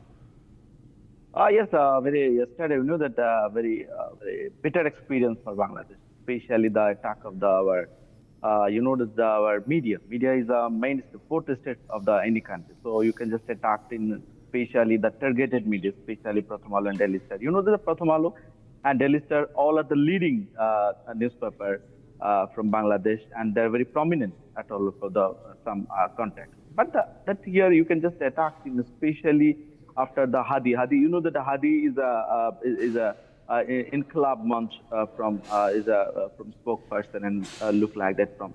And so that is the issues from after his death, and that's we see the scenario in Dhaka, especially some provocation, especially some extremist group are just attacking, and they haven't just gathered some slogan, especially the anti-Indian and something here. There is some hegemonical issues from Indian and also the Aravali. So very surprising to see that we haven't very constitutional right, we haven't very say against anything, but you can just vandalize some targeting issue, attacking some, especially the your mainstream media, and that's very much a serious issue. You can just constant issue from not only from the Bangladesh, I think it's a very serious. All right, so Prashanto is with us to share more information on that. We are facing a technical issue. We'll get back to Prashanto with more details on that. But these are the horrific visuals that you can see on your television screen. What's happening in Bangladesh is a pretty alarming situation that is unfolding right now at Bangladesh. And it's a pretty tense situation for those who are present in Dhaka, in Bangladesh, because it's not just in Dhaka, but other places also, especially in Rajshahi also. They have also set ablaze an Awami League office, and Sheikh Mujibur Rahman's residence has also been attacked by the violent mob. And these are the pictures, these are the visuals of Pratham Alo office that was attacked last night. So last night saw all these attacks at various parts of Bangladesh. The news of the death of the leader, their famous leader, Inqilab Mancha convener Sharif Osman Hadi, spread like wildfire, and there was nobody to control the mob, nobody to stop the violence, and the police finds it very difficult, and the army has been called for controlling the situation. Quite devastating, quite horrific visuals, quite gruesome visuals, as you can see. There's no law and order situation in Dhaka because it's just mob justice, which you can see on your television screens. Those protesters want to set everything ablaze because they are upset. They said that the government could have saved Sharif Osman Hadi, but they did not do that because he was attacked, he was assassinated, as the Bangladesh government, the temporary government is saying right now. And he was in Singapore and he was being treated there. He was getting the best facilities that could have been provided to anybody. He was sent to Singapore, airlifted to Singapore. But after the death, now we are seeing the violence visuals on your television screen. We are going back to Prashanto. Prashanto is joining us to share more details on this issue. Prashanto, are we seeing a recap, a rewind of what happened last year during the ouster of Sheikh Hasina? Yes, this is a chronological issue. You know that all the incidents are happening from these days and future. There is some chronological issue, not a very instant out something here. It's a very issue-critical issue. So you have to see that after what is happening, we see in that after the 5th August from assassination of former Prime Minister Sheikh Hasina, we see that there is an attack from the Dhanmondi 32 number house. So still yesterday we haven't very experienced the same vibes, especially the attack in the Dhanmondi 30 number house, and it's a very you know that has been very charitable place from the Aravali. And Aravali, you know that they were in the soft corner from this house because you know that our father of nations, Bangladesh Sheikh Mujibur Rahman, brutally killed in this house. So Aravali people and who are the sentiment in doing Aravali, they have very soft corner from this house. We see the last day the same experience. There is some vandalized issues, some come from bulldozers, some slogan and something very heart-touching actually experience for that. And also you know that the very cultural activities from Bangladesh. There's Chayanot. You know that the Chayanot is a very look like in 1952 our freedom fighter issues, and also you see that the same in our independent. There have been very fundamental rules from the Chayanot, and we see that the same scenario from the issues, and this is a very heart-touching from our, and I think it's a very riveting issues for our who are just in from Bangladesh general people. What is happening? And see with the same issues we haven't seen the whole country, especially some consulate office, especially in Chatgaon and also in Rajshahi. from Indian consulate office with citizen attacking some incident of this Christian group, and their motive is very clear. They are not to actually they have to not to clear what is their demand. They have to just a very verbose demand, not a very specific demand. And I don't know what is the specific issue, and if you have a very claim and you haven't to say something here. So you have a proper documentation. Without proper documentation, without suspect, you cannot blame something here. And especially the Inqilab Mancha and others something here. They think that the Hadi's killer gone to from India, but there is still there is no particular evidence. There's some aspect, some propaganda issues, especially in the YouTube and blogger. Is there a normalization of vigilante violence in Bangladesh? Has the government turned a blind eye towards the protesters, those who are protesting violently, those who are setting the government property on fire? Have they turned a blind eye because they know if we do something to them, it will mean loss of votes or something like that? Are they concerned? Are they fearful? Has the government made it clear that the situation is out of control for them? Oh, yes, you know that the present government is not a particular people mandate government. So that's the one kind of issue. If you just rule law and order and everything, enforcement you can impose very rightly and targetedly, they are not able to do this because they have no particular mandate from election mandate. So that is one kind of issue. And there is a proxy government.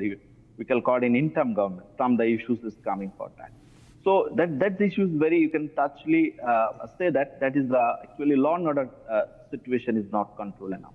There is a very in particular one, and every citizen having agreed this the point. Law and order is completely disordered from present situation. And also you can think that the very sophisticated mind from that there is some provocation from the foreign, from especially the France and some YouTubers from particular YouTuber. They have a very provocative something mentioned from very unparalleled situation, unconditional situation through hate speech through their Facebook and YouTube and other something. So this is a very one kind of issue. And another issue is mob.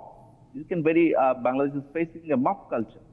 It's very much touchy and very much devastating for the people who are living here because the mob culture is very dangerous. So the mob group, 20, Definitely. 30 or 40 people come to here and they haven't just in attacking some particular issues. They haven't targeted some particular issues. And they have demand something particular issue. If they are demand, I think they have been very particularly just from uncontrolled and unparalleled issues from some of the content. So this is very very hazardous. Yes. Prashant, thanks a lot for the information and insight on what's happening in Bangladesh right now. Thanks a lot. All right, viewers, let's move on to our next story. The same story, and continuing on that, Bangladesh witnessed a fresh wave of unrest late Thursday night after the death of Inqilab Mancha spokesperson Sharif Osman Hadi, with protests spiraling into violence across parts of the capital and other places. Offices of two of the country's leading newspapers, the Daily Pratham Alo and the Daily Star, were attacked, vandalized and set on fire by protesters. According to local reports, demonstrations that began at Shahbag following confirmation of Osman Hadi's death escalated around midnight. Protesters allegedly ran from Shahbag and forced their way into the Pratham Alo office, where they vandalized the premises, threw papers and computers onto the floor and set documents ablaze. The Daily Star office was attacked shortly thereafter, with similar acts of vandalism reported. Bangladesh has been plunged into unrest following the death of youth leader Sharif Osman Hadi, triggering anger and protests across the country.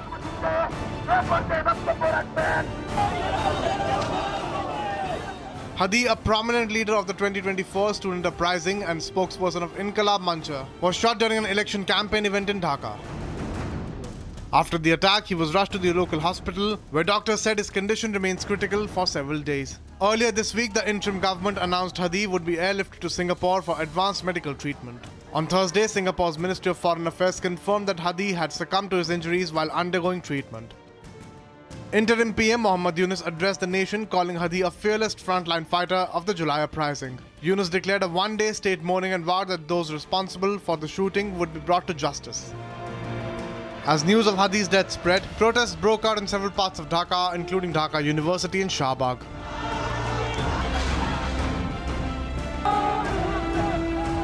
Angry demonstrators vandalized and set fire to the offices of leading newspapers Prathomalo and the Daily Star.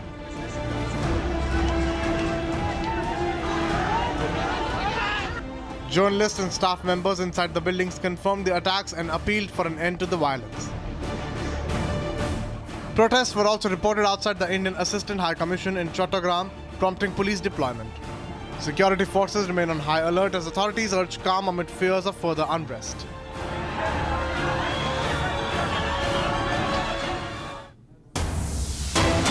Alright viewers, let's move on to our next big breaking news. A Goa court on Thursday has extended by 4 days the police remand of Ajay Gupta, the silent partner, the co-owner of Birch nightclub by Romeo Lane nightclub, where a devastating fire on December 6 had killed 25 innocent people.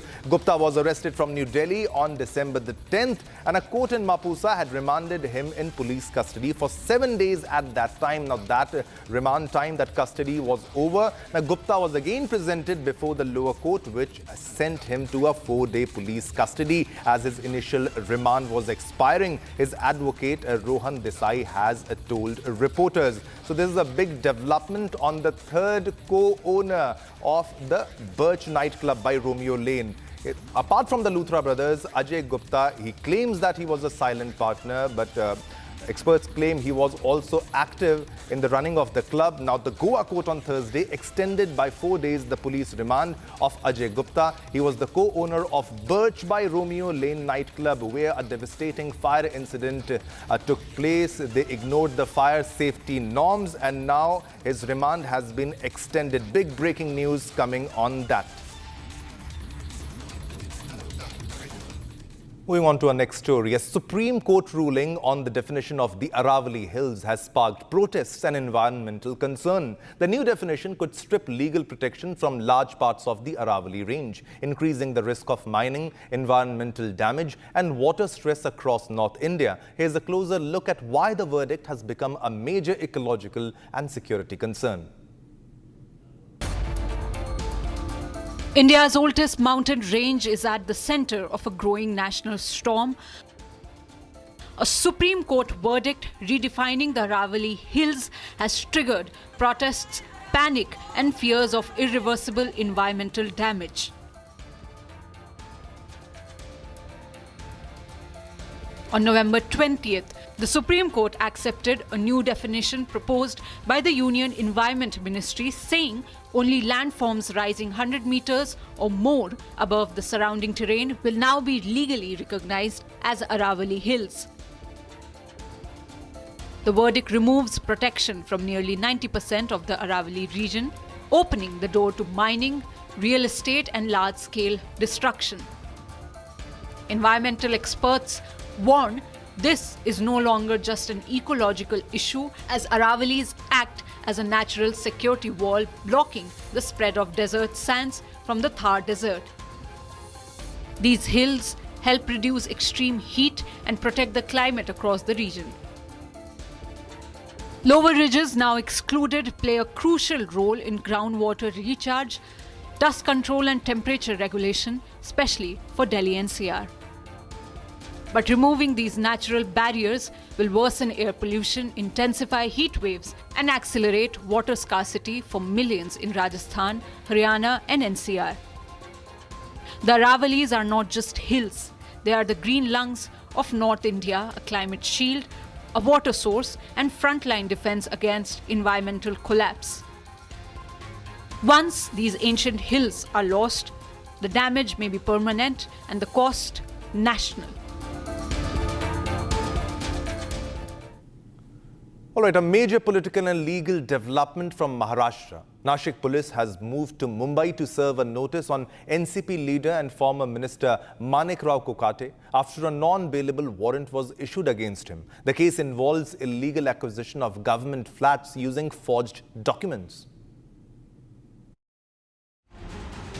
The Nashik District and Sessions Court recently upheld a 2-year rigorous imprisonment sentence against Manekrao Kokate and his brother in a 1995 housing fraud case, keeping alive the conviction for acquiring government flats with false documents. Following the decision, the court directed that an arrest warrant be issued, and the Nashik police team has now reached Mumbai to serve a notice and, if necessary, execute the warrant against Kokate. Kokate, who reportedly complained of health issues, is currently admitted to Lilavati Hospital in Mumbai's Bandra area, where he remains under treatment.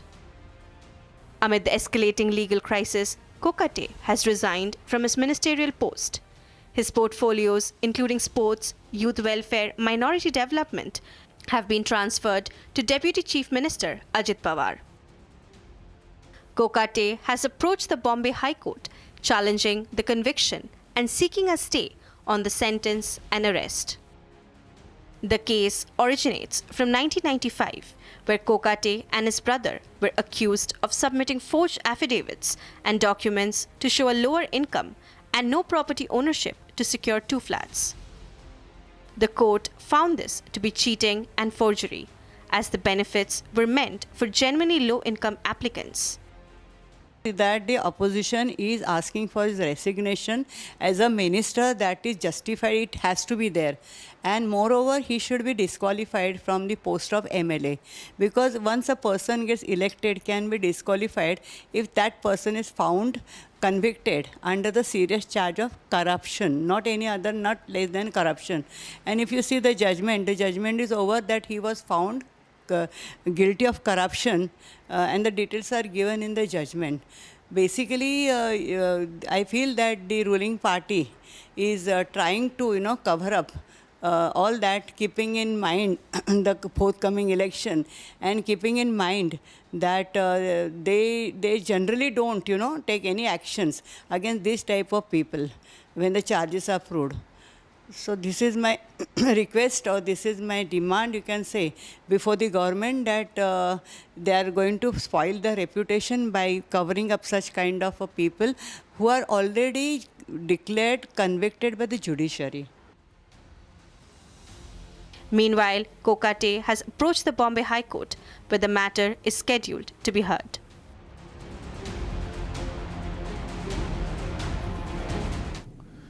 A major political storm has erupted in Parliament after the government pushed through a bill to replace Manrega, the UPA-era rural employment scheme, with a new law named the VBA, that is Viksit Bharat Guarantee for Employment and Livelihood Mission Rural, or VBG Ramji. Passed within just 2 days amid walkouts, protests and post-midnight voting. The bill has drawn fierce opposition, criticism over the removal of Mahatma Gandhi's name and alleged dilution of employment guarantees. The government, however, says the overhaul is long overdue. Here's more on that story.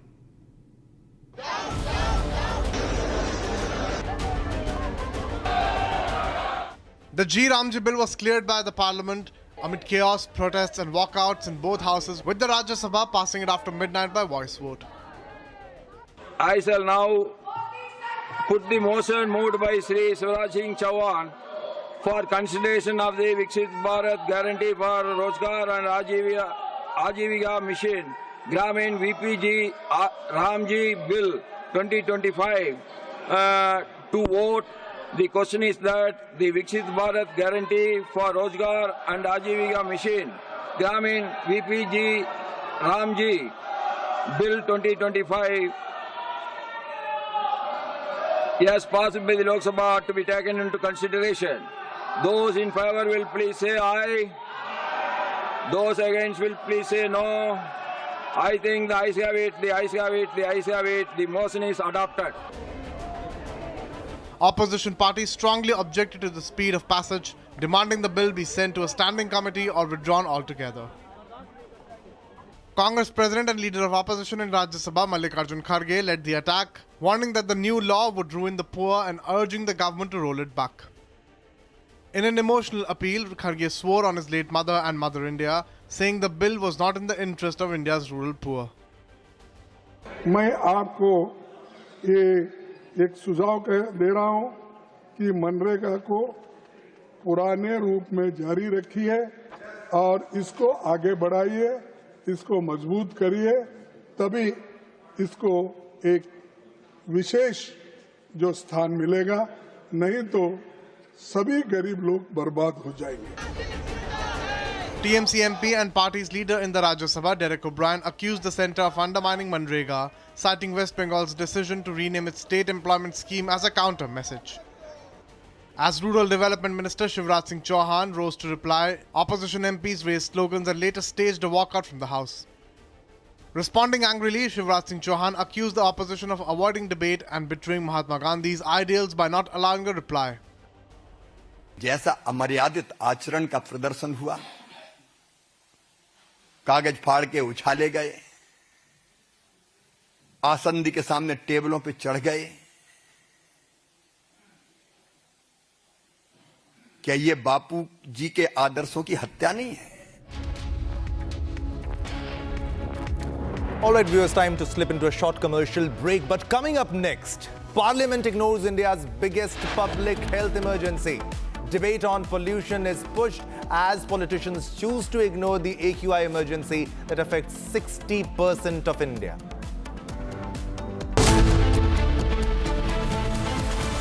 ये है secret recipe MDH का जीरा SIP जल जीरा मसाला। SIP SIP जीरा SIP MDH का जल जीरा सिप MDH का जल जीरा सिप। पैसा लगाना है तो सेंचुरी प्लाई क्लब प्राइम पे लगाओ। डूबेगा नहीं, जलेगा भी नहीं, कोई खा नहीं जाएगा, धोखा नहीं देगा, ऊपर नीचे भी नहीं होगा, सेफ रहेगा, सिक्योर्ड में मिनिमम 30 साल का रिटर्न देगा। अब इससे बेटर इन्वेस्टमेंट है तो बताओ। सेंचुरी प्लाई क्लब प्राइम, रहो बेफिक्र। आर प्योर सूजी पास्ता उबालो मिलाओ और खाओ, 8 मिनट में तैयार। क्या टेस्ट है सबका राजा R pure masala.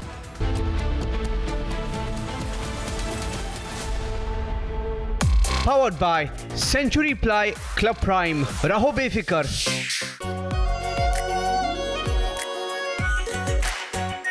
Are pure shahi paneer masala, delicious, healthy, everyday. पैसा लगाना है तो सेंचुरी प्लाई क्लब प्राइम पे लगाओ। डूबेगा नहीं, जलेगा भी नहीं, कोई खा नहीं जाएगा, धोखा नहीं देगा, ऊपर नीचे भी नहीं होगा, सेफ रहेगा, सिक्योर्ड में मिनिमम 30 साल का रिटर्न देगा। अब इससे बेटर इन्वेस्टमेंट है तो बताओ। सेंचुरी प्लाई क्लब प्राइम, रहो बेफिक्र। दादी के हाथों का जादू और खुशबू से महकता घर, माँ की मुस्कुराहट और खाने की सुगंध। MDH गरम मसाला, क्योंकि हर रिश्ता है स्वाद से जुड़ा। So primarily, when we talk about air quality index, AQI, basically the full form of AQI is air quality index, which is basically various parameters on which the air quality is assessed. Of course, in India, we actually follow PM 2.5, which is particulate matter 2.5, which is actually 40 times smaller than human hair. So it's very, very tiny. And then there's PM 10, there's ozone, there's sulfur dioxide, and there's also carbon, in the sense carbon monoxide. So these together, these components, these parameters together, the composite of all creates and gives us a reading which is called the air quality index in that sense. Of course, globally, the standards of what is permissible or what is good air is very, very different compared to India, and those standards are actually given by WHO. Anyway, from Asia's largest news headquarters, setting the agenda for Bharat.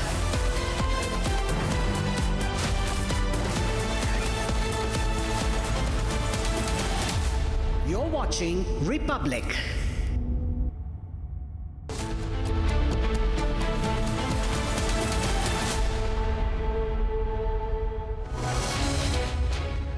Hello and welcome viewers, you're watching Republic TV and I'm Riyanka Chaudhary. The public health emergency due to the rising pollution levels is being pushed away in terms of the debate in the parliament, and that is something that is building the crisis even further as there is no discussion on what next, what is the solution for the people, for the right to fresh air. We get you the details, but first the headlines. Major protest in Dhaka after student leader succumbs to gunshots, vandalism and rioting in different places of the city. Parliament ignores India's biggest public health emergency. Debate on pollution is pushed as politicians choose to ignore the AQI emergency that affects the 60% of India. Campaign to save the Aravalis gathers steam. National concern over redefining Aravali, mountain range that protects all of the North India.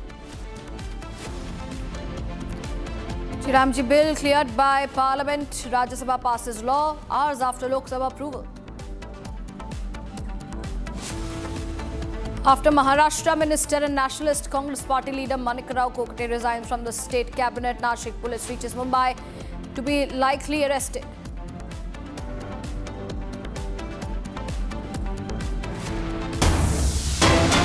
Breaking news coming in this hour, viewers. Major police crackdown on drug mafia in Jammu and Kashmir. Action against the drug mafia, part of a major non-kinetic campaign targeting the terror ecosystem. Security agencies suspect that money generated from drug trafficking is being used to fund the terrorist activities. Late night, the police action carried out in Kishtwar. Raids were conducted on abandoned houses located along the banks of Chenab River. In fact, the police searched more than a dozen houses in Kishtwar. The operation was led by an office of the Deputy SP rank. So, crackdown on drug mafias continue as we understand how the amount, the money raised through these drug nexus is being used to fund terror activities.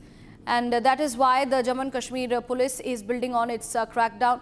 There was a late night raids which was carried out in Kishtwar, and these were conducted on abandoned houses which were located along the banks of the Chenab River.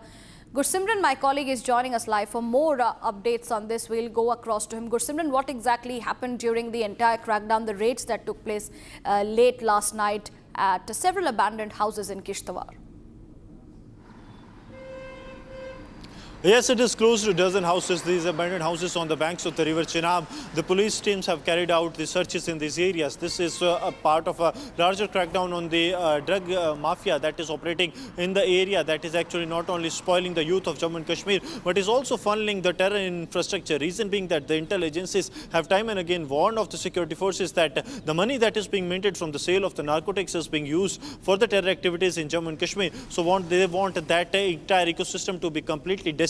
And yesterday we have seen that LG Manoj Sinha, who headed one of the key security assessment meetings in Jammu, he has also said that the momentum that the security forces have gained since 2019 post-abrogation of Article 370 and 35 alpha, that needs to be actually maintained and more needs to be achieved rather than going on the back direction. And that is what we are witnessing on ground, that major crackdown is continuing. This is part of a larger non-kinetic operations that are underway in the Union Territory of Jammu and Kashmir that have been launched post the Faridabad module was busted by the Jammu and Kashmir police. That this includes complete crackdown on the entire ecosystem, not only those who are active terrorists or those who are providing them weapons, but also those who are providing them ideological support, those who are providing them a space to actually further the ideology of separatism in Pakistan and Jammu and Kashmir.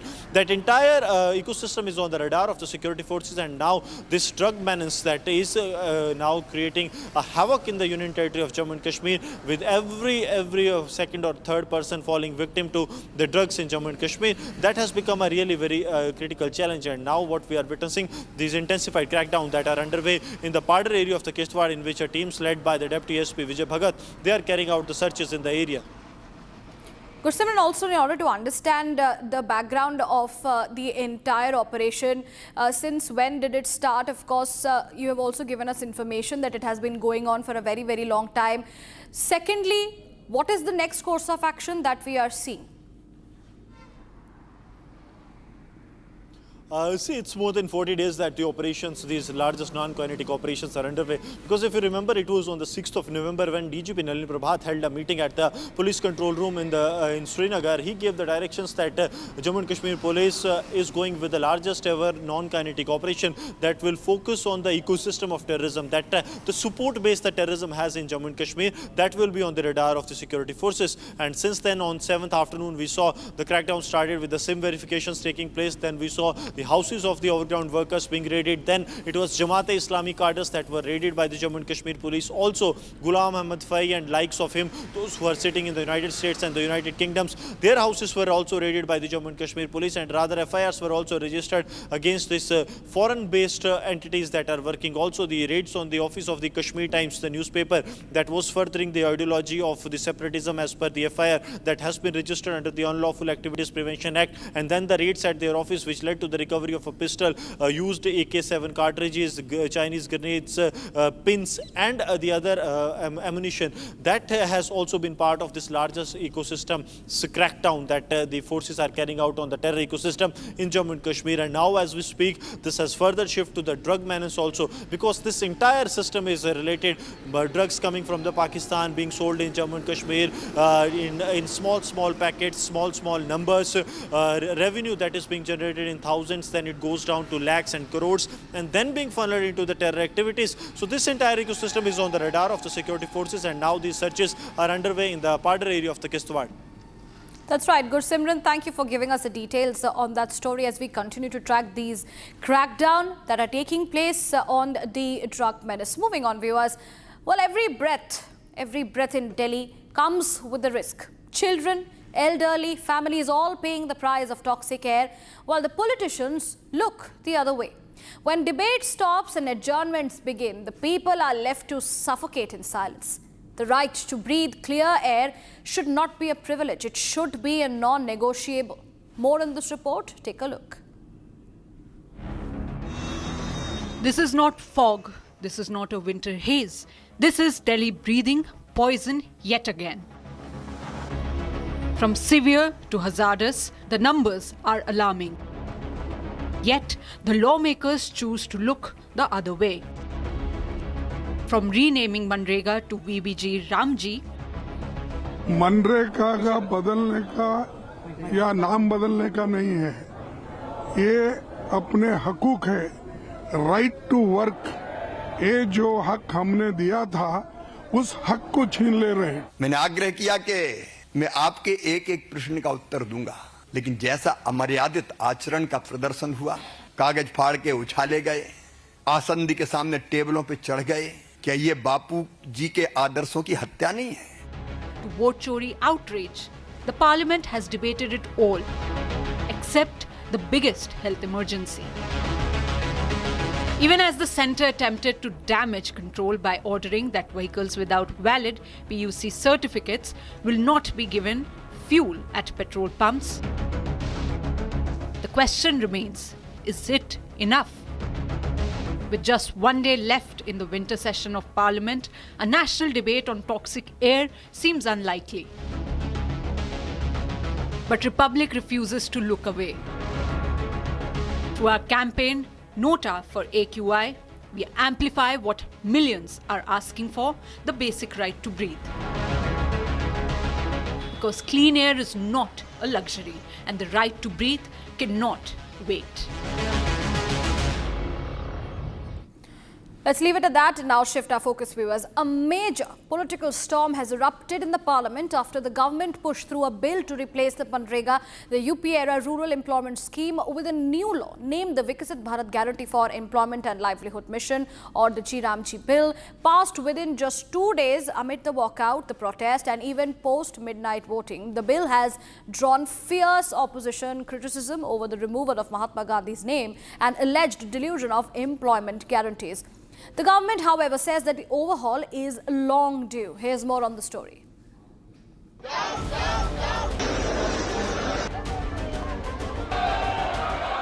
The VBG Ramji bill was cleared by the parliament amid chaos, protests and walkouts in both houses, with the Rajya Sabha passing it after midnight by voice vote.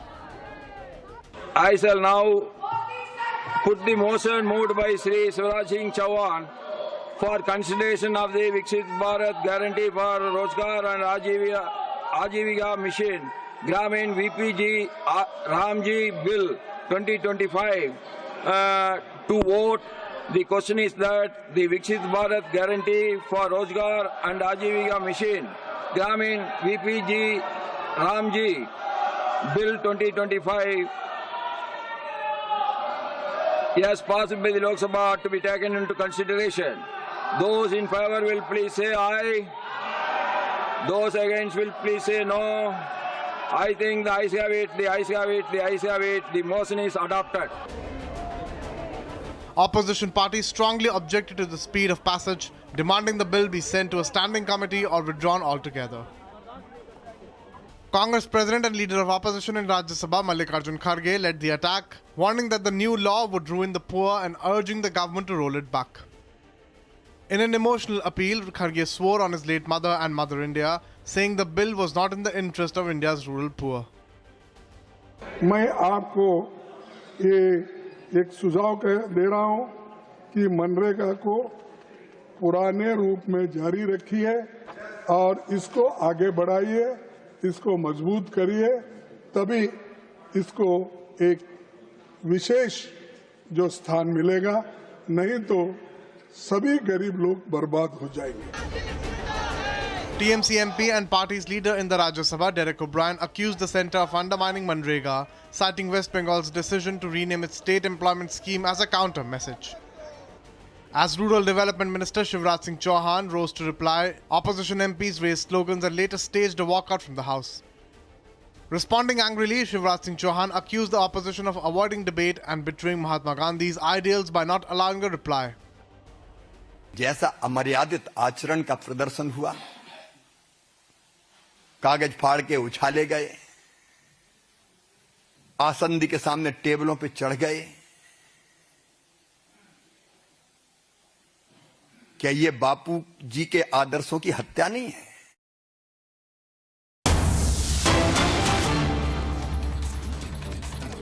Push AQI from brink to severe. ये मेरी बात को तथ्यात्मक रूप से सही बताता है कि दिल्ली के प्रदूषण में आसपास के राज्यों का एक बहुत बड़ा हिस्सा है। उसमें पंजाब, हरियाणा और आसपास हमारा अपना कोई मौसम नहीं है, ये सबको पता है। ये मैं कोई रॉकेट साइंस आपके सामने नहीं बता रहा हूं, मगर इसके बावजूद भी बहुत समय से लोग शोर, पिछले कुछ दिनों से कुछ लोग, कुछ बेरोजगार नेता जो कभी ईवीएम के एक्सपर्ट बन जाते हैं, जो कभी कोल एक्सपर्ट बन जाते हैं, कभी जो ये जो हमारा बिजली के एक्सपर्ट बन जाते हैं, न्यूक्लियर साइंटिस्ट बन जाते हैं, न्यूक्लियर पावर के एक्सपर्ट बन जाते हैं, समय समय पे आप देखते हैं सरकार की निंदा करने के लिए इन मुद्दों पे ये बोलते रहते हैं। मैंने आपसे कहा कि मैं 5 मिनट केवल आपको ये बताऊंगा कि आज दिल्ली की स्थिति ऐसी क्यों है। बड़ा हल्ला मच रहा है कि दिल्ली की सरकार ने AQI meters, AQI monitors green belts में लगा दिए। मचा ना, हमारे बेरोजगार नेता सब कह रहे थे ना। देखिए 2016, 17, 18 में 20 स्टेशंस वर एडेड ग्रीन 20 लिस्ट में, जिसमें कहाँ लगे? जवाहरलाल नेहरू स्टेडियम में लगे, Asola wild life sanctuary green belt है करनी सिंह शूटिंग रेंज की, और अलीपुर में रूरल बैकग्राउंड में लगे, नेहरू नगर के कॉलेज कैंपस पे लगे, नजफगढ़ के रूरल बेल्ट में लगे, और out of these 20 AQI stations 30% were in the green belt. 30% green belt में थे, because they did not want to clear the air, they wanted to clear the statistics. उन्हें हवा साफ नहीं करनी थी, स्टैटिस्टिक्स साफ करने थे। और ये केवल मैं नहीं कह रहा हूं, CAG रिपोर्ट कहती है, CAG की रिपोर्ट कहती है the location of CAAQMS did not fulfill the requirement laid down by CPCB, indicating possible inaccuracies in data generated by them, rendering the AQI values unreliable. ये मेरी रिपोर्ट नहीं है साहब, CAG की रिपोर्ट है। इसलिए अभी जो बेरोजगार नेता जगह जगह घूमकर ये कह रहे हैं कि साहब डाटा फज हो रहा है, डाटा फज हो रहा है, ये तो ये कह रहे हैं, इनके समय से इस संदर्भ में CAG की टिप्पणी है। अब सवाल ये है, मैंने आपको बताया कि आसपास के राज्यों के कारण आता है, तो इन लोगों ने क्या किया? अभी कुछ बेरोजगार नेता कह रहे थे अरविंद केजरीवाल बड़ा साइंटिफिक उदाहरण लाए थे, बड़ा साइंटिफिक। क्या लाए थे? ऑड इवन लाए थे। इस सरकार ने ऑड इवन शुरू नहीं किया। कहा या नहीं कहा बताइए आप? आपको जानकर हैरानी होगी, ऑड इवन पर हमारे समय के नहीं, हमारे पे तो आरोप लगाते हैं ये, उस समय के एनडीटीवी ने लिखा है, एनजीटी का फटकार लगी थी। एनजीटी ने कहा you have 100 suggestions but you always pick odd even, scolded Delhi government. आज इनको ये कहना चाहते हैं ऑड इवन से दिल्ली की हवा सुधर सकती थी। फिर कहते हैं और बड़ा क्रांतिकारी कदम लाए थे, बड़ा क्रांतिकारी, engine off engine on, engine off engine on. Red light पे खड़े कर दिए थे। प्रदूषण दूर करने का इनका उपाय क्या था? आप अपनी गाड़ी की रेड लाइट पे खड़े हो, इंजन ऑफ कर दे, प्रदूषण खत्म हो जाएगा। इंजन ऑन करेंगे तो प्रदूषण तो होगा ही। Engine off engine on. बड़े आईआईटी वाले लोग थे साहब, आईआईटी के graduate Arvind Kejriwal rocket science लाए थे, इंजन ऑफ इंजन ऑन। अब उस पर भी बड़ी मजे की बात है, डीपीसीबी, दिल्ली पॉल्यूशन कंट्रोल बोर्ड, मैं नहीं कह रहा हूं, उस समय इन्हीं की सरकार थी, डीपीसीबी इन्हीं का अंग था। No data on effectiveness of red light on, गाड़ी ऑफ, कोई इफेक्टिवनेस नहीं थी। तो ये दो बड़े ऐतिहासिक काम किए थे इन्होंने अपनी नजर में दिल्ली के प्रदूषण को सुधारने के लिए। दिल्ली का प्रदूषण इनके लिए एक पीआर एक्टिविटी रहा था, है,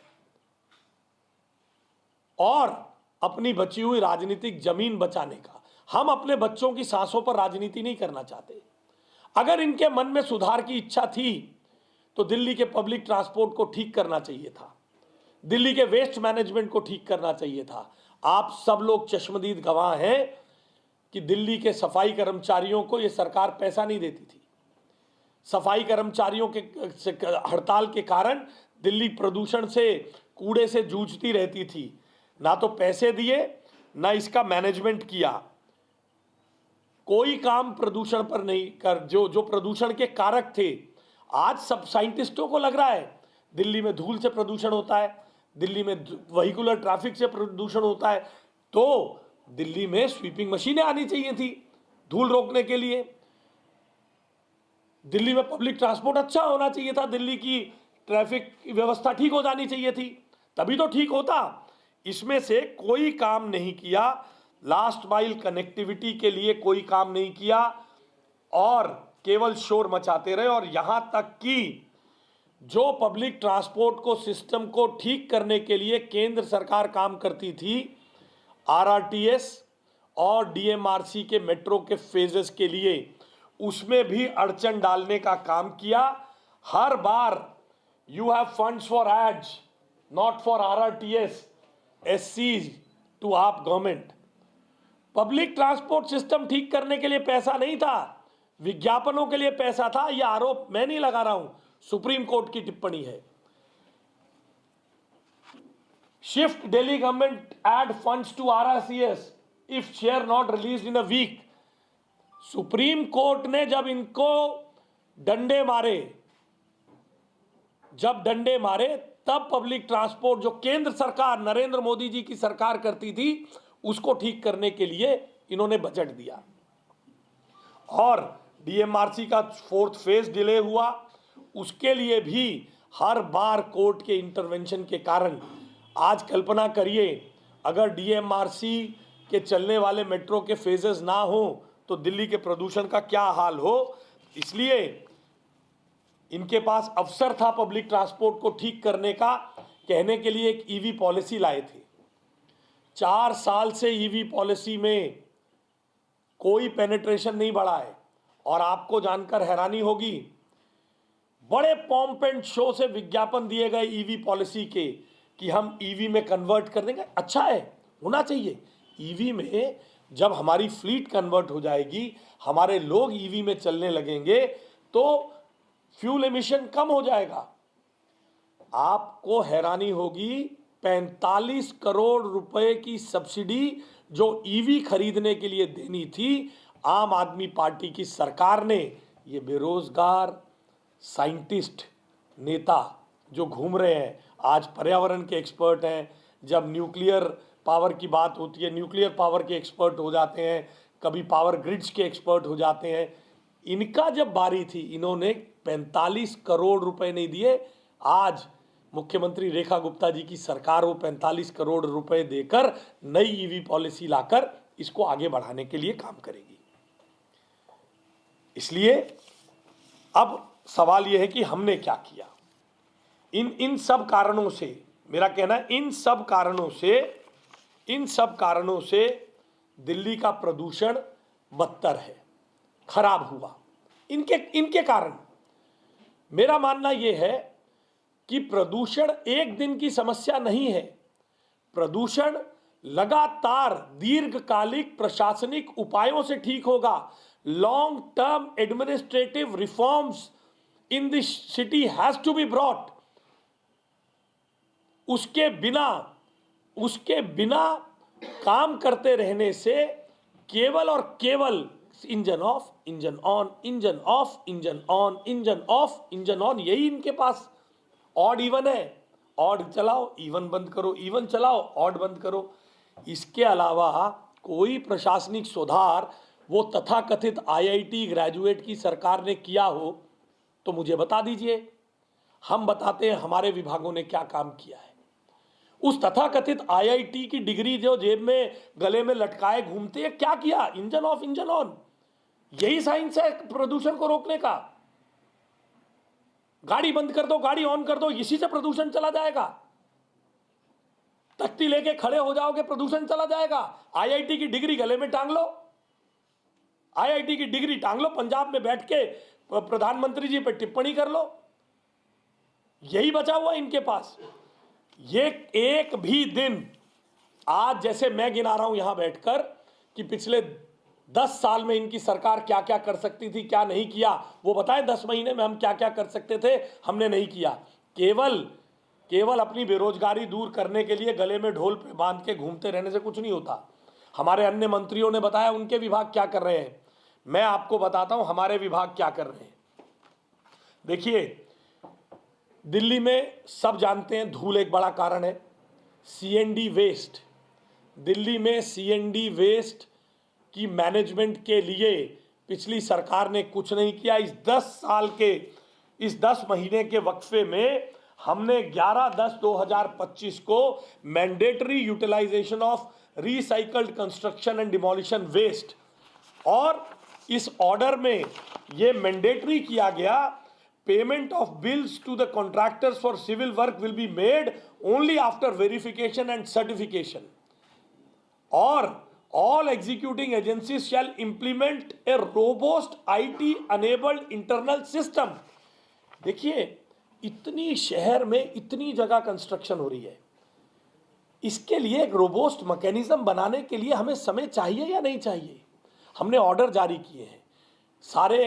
सारे टेंडर्स को, सारी पेमेंट्स को, सारे बिल्स को कंप्यूटर्स पे लाएंगे। Intra departmental IT solutions develop हो रहे हैं। तो जो जगह जगह लोग सीएनडी वेस्ट फेंक के जाते हैं, उसका इस्तेमाल करके मटेरियल बनना, उसमें सब एजेंसीज उसका इस्तेमाल करें और उसका एक रोबोस्ट मैकेनिज्म बने। ये मुख्यमंत्री रेखा गुप्ता जी की सरकार ने नरेंद्र मोदी जी के मार्गदर्शन में सोचकर मैंडेटरी किया। ये ऑर्डर है, पेमेंट नहीं होगी आने वाले समय में, मगर इन चीज़ों को खड़ा हो, मैं आपको सब जवाब दूंगा। डेट, ये ऑर्डर निकला है 11/10/2025 को, ये ऑर्डर है। अब बताइए, 10 महीने में हमने इसको मैंडेटरी किया, इसको इंप्लीमेंट करने के लिए, प्रशासनिक सुधार लाने के लिए समय चाहिए या नहीं चाहिए? मैं आपके माध्यम से दिल्ली की जनता को बताना चाहता हूं, धूल हो या धुएं से उत्सर्जन होने वाले उत्सर्जित धुएं, वाहनों के उत्सर्जित धुएं से जो प्रदूषण होता, उस सब पर मुख्यमंत्री रेखा गुप्ता जी की सरकार काम कर रही है। इसके अलावा मैंने आपको बताया, कोई रॉकेट साइंस नहीं है। आप लोग सब अपने घरों से जब निकलते हैं तो अपने गली कूचे में देखते हैं हमारे सफाई मित्र, हमारे सफाई कर्मचारी भाई बहन सड़कों पर झाड़ू लगा रहे होते हैं। सुबह निकलते हैं आप सब, तुरंत चुन्नी, महिलाएं चुन्नी हाथ पे रखती हैं, आदमी रुमाल हाथ पे रखते धूल उड़ रही है। आईआईटी ग्रेजुएट हैं, बताइए कितनी स्वीपिंग मशीनें खरीदवा दी। वो तो नगर निगम को पैसा ही नहीं देते थे, नगर निगम सफाई कैसे करता, नगर निगम में हड़तालें करवाते थे क्योंकि उन्हें अपनी सरकार बचानी थी।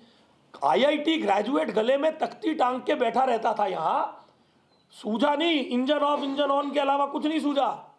मुख्यमंत्री रेखा गुप्ता जी की सरकार ने वेस्ट मैनेजमेंट के बेहतर निस्तारण के लिए, बैकलॉग खत्म करने के लिए 175 करोड़ रुपए जारी कर चुके हैं हम दिवाली से पहले, और 500 करोड़ रुपए नगर निगम को बेहतर कूड़ा प्रबंधन आदि के लिए देने के लिए कैबिनेट प्रस्ताव और प्रशासनिक कार्रवाई चल रही है ताकि नगर निगम की आर्थिक स्थिति अच्छी रहे। और सब जानते हैं प्रदूषण सेस सरकार के पास आता था, क्या करते थे उसका मुझे मालूम नहीं। मुख्यमंत्री रेखा गुप्ता जी की सरकार उस सेस से पीडब्ल्यूडी और नगर निगम को मैकेनिकल स्वीपिंग मशीनें दिलाने के लिए काम कर रही है। अब मैकेनिकल स्वीपिंग की मशीन जो है वो आपके और मेरे तरह एक कोई विल्सन के पेन या रेनॉल्ड के पेन की तरह मार्केट में दुकान पे जाके खरीदी नहीं जा सकती है। उसके लिए उसकी टेक्निक के बारे में, प्रोडक्शन के बारे में ये सब बातें करनी पड़ती हैं। मगर साहब आईआईटी ग्रेजुएट गले में तख्ती टांग के सर्टिफिकेट लेके बैठे रहे, उन्हें सूझा नहीं। आज हम खरीद के दे रहे हैं इस शहर को मैकेनिकल स्वीपिंग की मशीनें। एनवायरमेंट सेस का पैसा पीडब्ल्यूडी खरीदने के लिए काम कर रही है और साथ ही साथ कॉरपोरेशन को पैसा दे रहे हैं कि आप भी खरीदिए। प्रयास है, मुख्यमंत्री जी का आदेश है, प्रयास पूर्वक हर विधानसभा में एक मैकेनिकल स्वीपिंग की मशीन हो जाए ताकि कूड़े का जो धूल उड़ती है सफाई करते समय वो कम से कम उड़े। अब मैकेनिकल स्वीपिंग मशीन रेनॉल्ड के पेन की तरह किसी स्टेशनरी की दुकान पे नहीं मिलती है साहब, बजट प्रावधान करने पड़ते हैं, वेंडर्स को बुलाकर टेक्निक पर चर्चा करनी पड़ती है, टेंडर, ग्लोबल टेंडर्स लगते हैं। मगर जिन लोगों ने कुछ करना ही नहीं है, बेरोजगारों ने यहाँ घूमे वहाँ घूमे वहाँ घूमे वहाँ घूमे, हर विधानसभा में आने वाले दिनों में डेडिकेटेड मैकेनिकल स्वीपिंग देने के लिए वचनबद्ध है।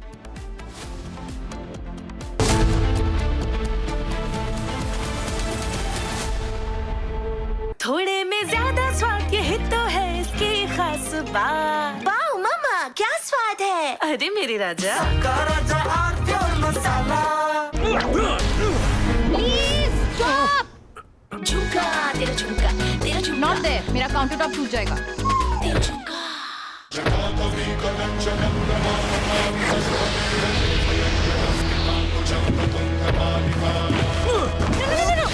मेरी चिमनी टूट जाएगी। What are you doing? रानी, इस घर में कुछ है जो टूटता नहीं। ये पिलर कभी नहीं टूटेगा। रुंगटा स्टील टीएमटी से बना। रुंगटा नहीं तो घर स्ट्रॉन्ग नहीं। रुंगटा स्टील टीएमटी बार एकदम सॉलिड। आधे बाउल दही में 4 चम्मच MDH चटनी पुदीना मसाला डाला, स्टर करो, पुदीना चटनी तैयार। MDH चटनी पुदीना मसाला। आर प्योर सूजी पास्ता, उबालो, मिलाओ और खाओ। 8 मिनट में तैयार। क्या टेस्ट है, सबका राजा R pure masala.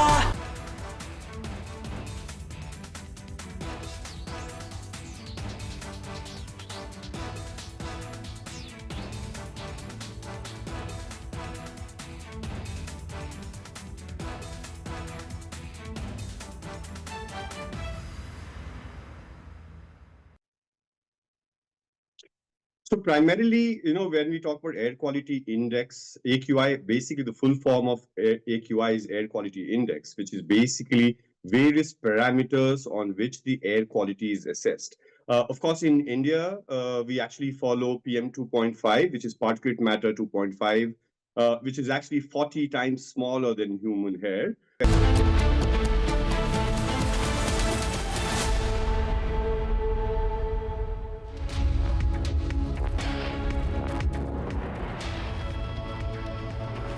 Hello and welcome, ladies and gentlemen. You're watching live and breaking at 10:30 a.m. with me, Tanisha Awasthi. The top story that we're tracking on this edition is about how it is our right to breathe. And the Parliament, it is the last day of the winter session of the Parliament today, and yet there's been no debate that's happened on AQI, and they had extended their working hours to discuss the Ramji bill. The Ramji bill is discussed, the SIR is discussed in the Parliament, and everything else has been done. But the AQI debate, which concerns the people, which concerns you and me, has still not been taken up by the politicians. Where is the accountability is what we are asking. We'll get you that and a lot more on this edition. But first, the quick check of the headlines.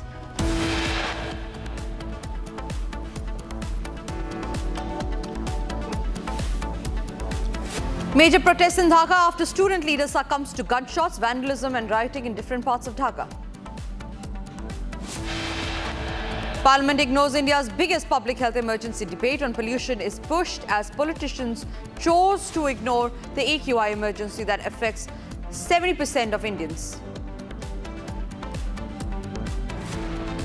Campaign to save the Aravalis gathers steam. National concern over redefining Aravali mountain range that protects all of North India.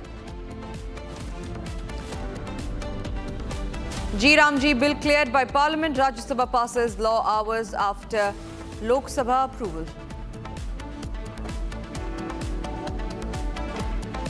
After Maharashtra Minister and Nationalist Congress Party Manika Rao Kokate resigns from the state cabinet, Nashik police reaches Mumbai. Kokate likely to be arrested now in the corruption scam.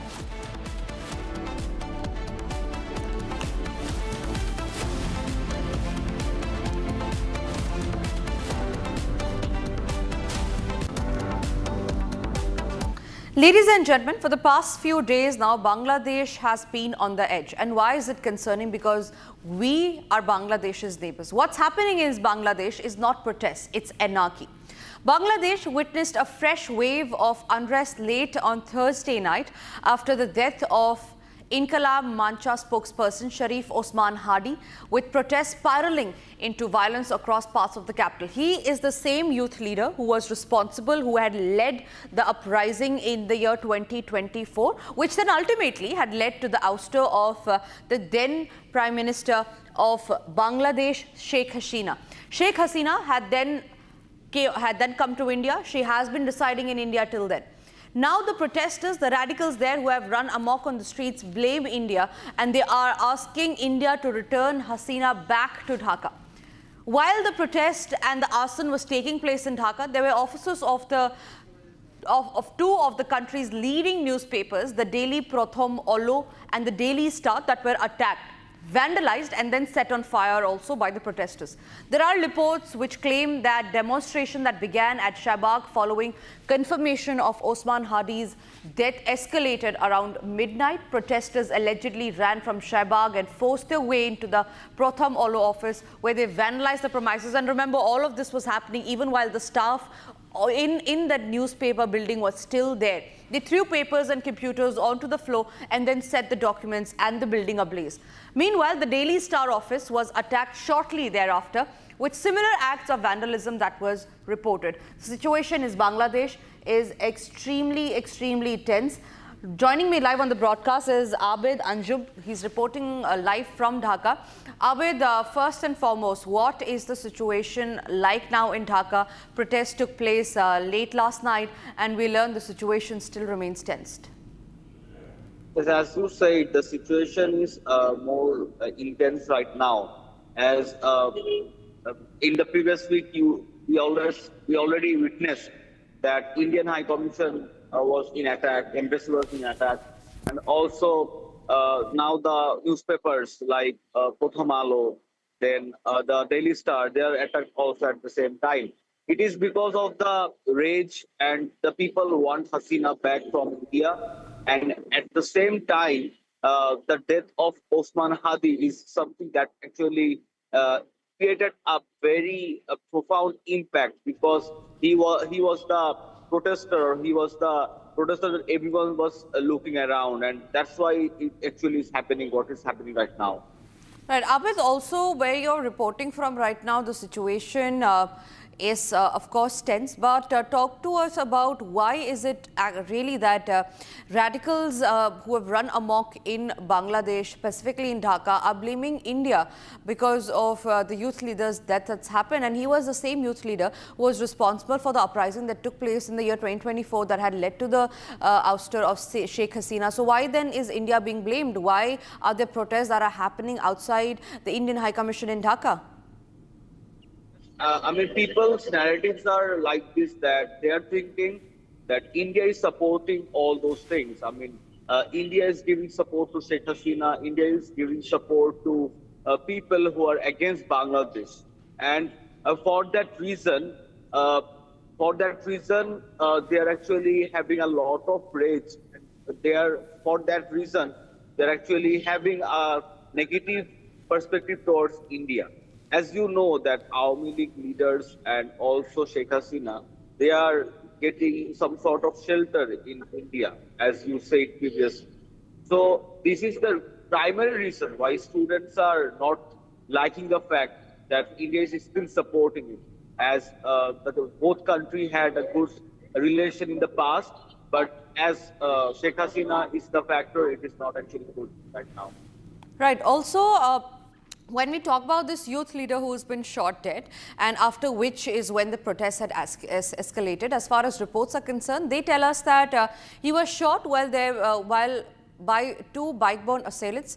They had come in a rally and they had shot dead the youth leader there. So what is the connection of those assailants? Do we know the identity of them? Do we know who hired them, and why was the youth leader then shot? Because the moment he was shot, he was then shifted to Singapore, and then after nearly 6 days of treatment, he was declared dead. Yes.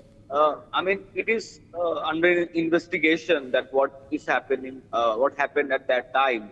And many people are actually having this kind of perspective that India is related to this murder, but this is not the truth, and it is known by the investigation officer and also at the same time.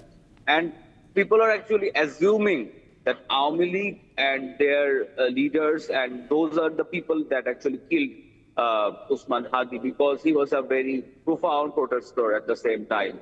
And for that reason, you can have that hypothesis that yes, we can get some sort of idea out of it.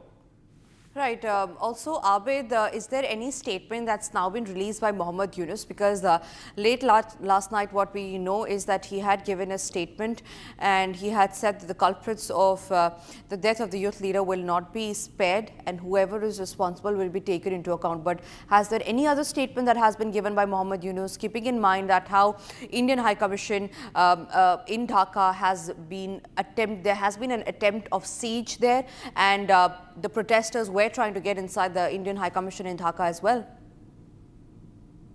So I visited Indian Embassy the last day, and there is unit government is trying to give as much support as they can as a mutual understanding, or it is a very important part that you need to protect international people in your country. So Dr. Muhammad Yunus is actually having this kind of sense, and for that reason he is deploying police, army around those embassy, because just the protesters cannot enter or push to have that kind of problematic situation. Right. And there is no kind of a statement he has given right now, but we are expecting that he can give it soon.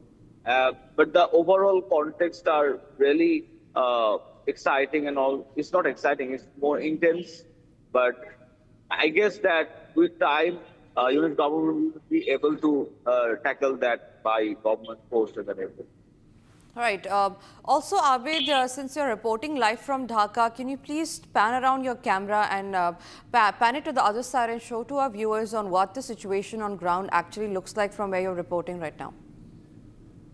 I'm in Mogbazar right now, and you can see that the streets are there are not many people in the street because of what actually happened or is happening right now, because people are having some sort of, fear. It's not fear, it's like that they want some sort of security right now. So for that reason, it is somewhat, empty, and that is the current state of right now. But the government is trying very hard, pushing very hard to control the situation, and it would be under control soon. Right. Abid, also, has there been any statement that has been released by the Indian High Commission in Dhaka there, keeping in mind how their office was mobbed, keeping in mind how there was an attempted siege that was there by the radicals who were present there?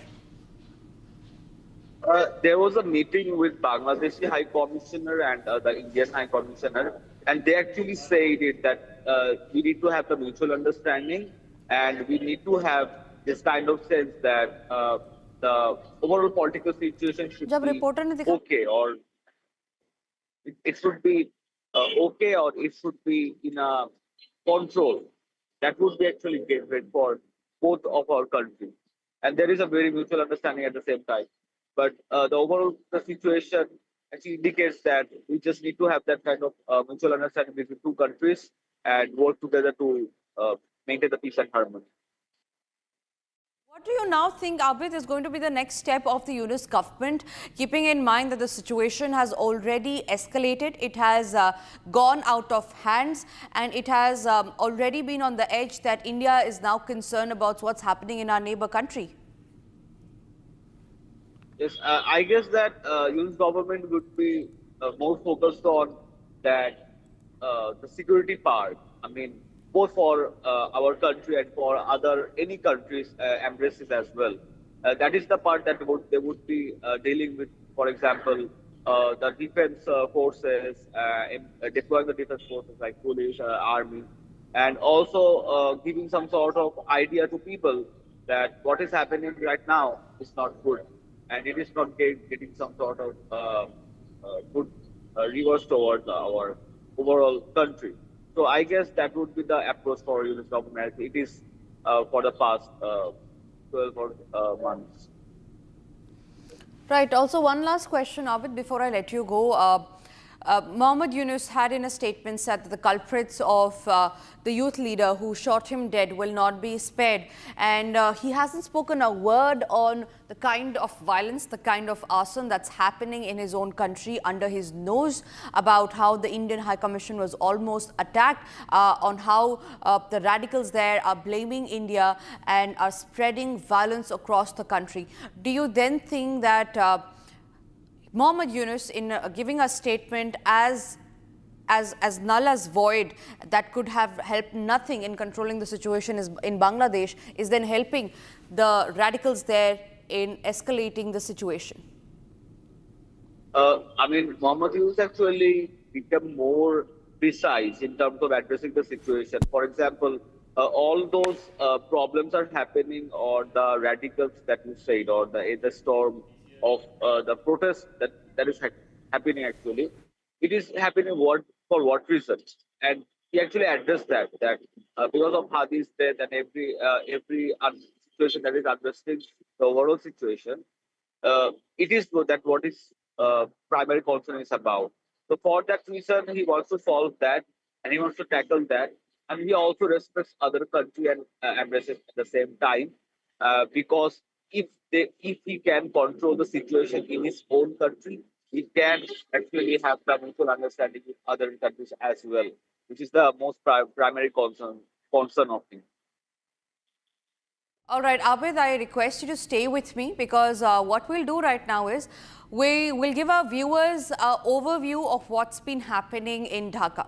Bangladesh had witnessed a fresh wave of protests. It was on the edge after the death of the youth leader Sharif Osman Hadi. It had spread widespread unrest across the country, and this man, who was then shot dead, was the face of the 2024 student uprising and spokesperson of the Inqilab Mancha, who died after being shot in an election campaign in Dhaka. His death has now triggered violent protest and attacks on media houses and heightened security, as the interim government has now appealed for calm. Here's more on what's happened and what the situation is like right now in Dhaka. Bangladesh has been plunged into unrest following the death of youth leader Sharif Osman Hadi, triggering anger and protests across the country.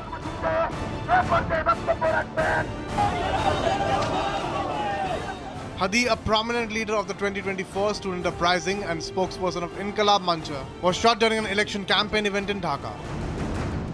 After the attack, he was rushed to the local hospital, where doctors said his condition remains critical for several days. Earlier this week, the interim government announced Hadi would be airlifted to Singapore for advanced medical treatment.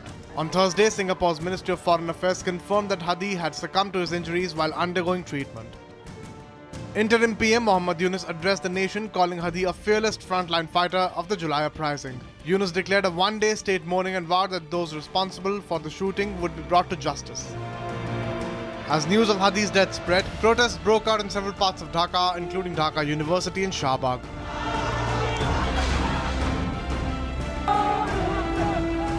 Angry demonstrators vandalized and set fire to the offices of leading newspapers Prothomalo and the Daily Star.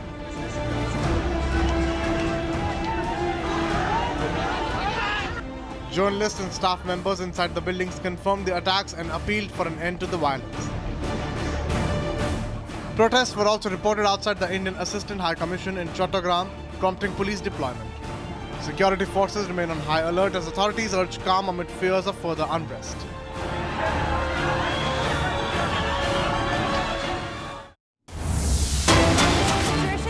Dhaka, let's now tell you what's happening in India, where back home there is a massive, where there is another case of incident of a mob lynching that's come to light from Kerala. A 45-year-old migrant labourer was beaten to death by a mob accusing him of stealing a food packet from a shop nearby. We learned that the police has arrested. All right, we'll come back to that story, but for now, shifting our focus to more breaking news that's coming in, and this is in regard with the controversy over the VBG Ramji bill that has been introduced by the centre, and in fact, it has been passed by the Parliament yesterday. There is a massive furore over centre's VBG Ramji bill. Manrega bill was the original one, which was introduced in the UPA era, to which then Shivraj Singh Chauhan, who is the Union Minister, he said that the bill will now be revamped and it will be named VBG Ramji.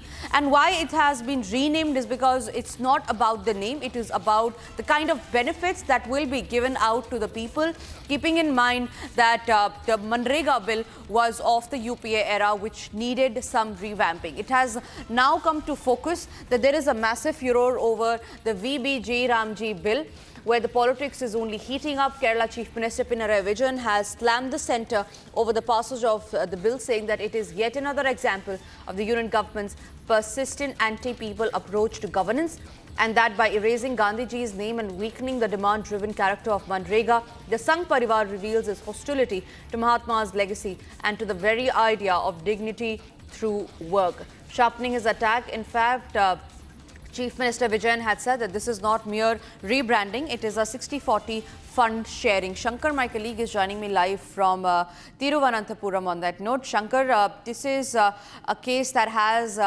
been discussed in the national capital, in the Parliament. It has now spread to Kerala. The Chief Minister there going all out against the VBG Ramji bill. Yes, the state government has sharpened its attack against the central government over the passing of the bill, and it has been also planning measures, legal measures even they are planning to approach the Supreme Court, and the legal opinion is sought in this regard. And in a couple of hours, the legal opinion will be shared with the state government on how to how to address the issue legally. Like the state government has a whole lot of concerns against the bill, stating that it is going to affect the rural, it is going to deepen the rural distress and rural job guarantees. Like the 60, the state government criticized the 60:40 share, 60:40 expenditure sharing model that they allege that it is going to add a financial burden of over rupees 1,600 crores to the state government, and the mandatory 60 days pause in the employment during peak season will also leave hundreds of women in the rural areas jobless. citing all these things, the state government opposes the bill so sharply, and the Chief Minister of Kerala, Pinarayi Vijayan, has said this is not mere rebranding, but an attack against the state in destroying the rural employment and also adding up the financial burden to the state.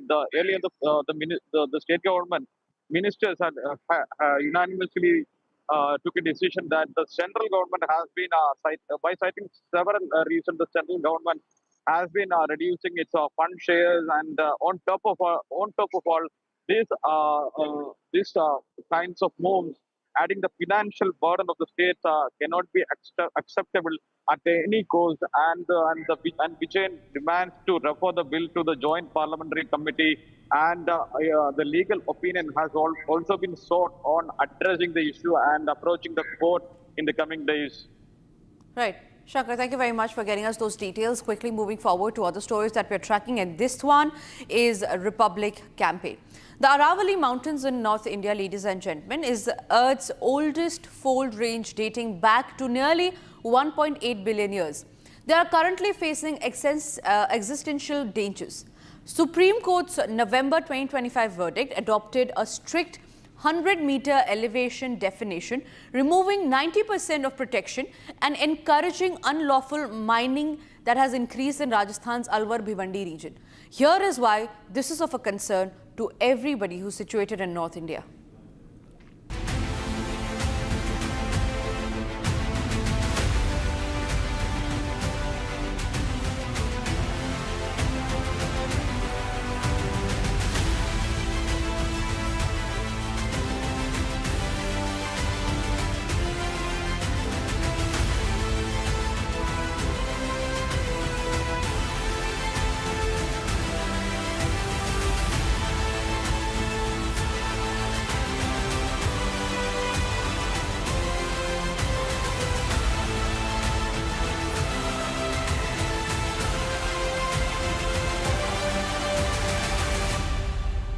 The Aravali Mountains, North India's ancient shield, now face their greatest threat. These timeless ranges, spanning Rajasthan, Haryana, and Gujarat, hold secrets older than humanity itself.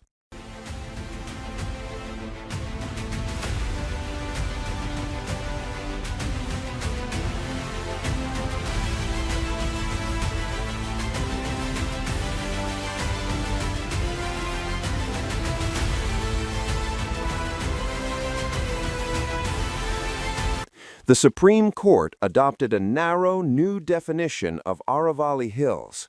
Only slopes 100 meters elevation and 50-degree angle qualify as Aravali Hills. 90% of the range loses protection, allowing existing mines to continue while banning new leases until a master plan.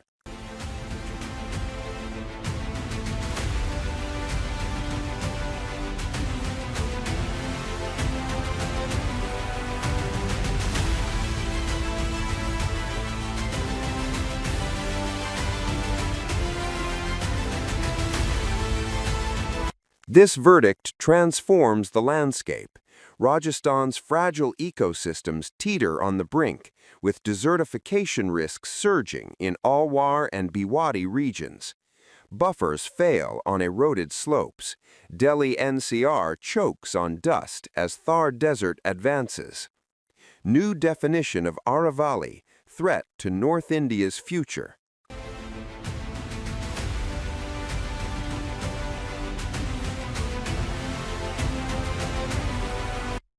These are no ordinary hills. The Aravalis form Earth's oldest fold mountain range, aged 1.8 billion years, predating the Himalayas by billions of years. Erosion has humbled them, yet they endure.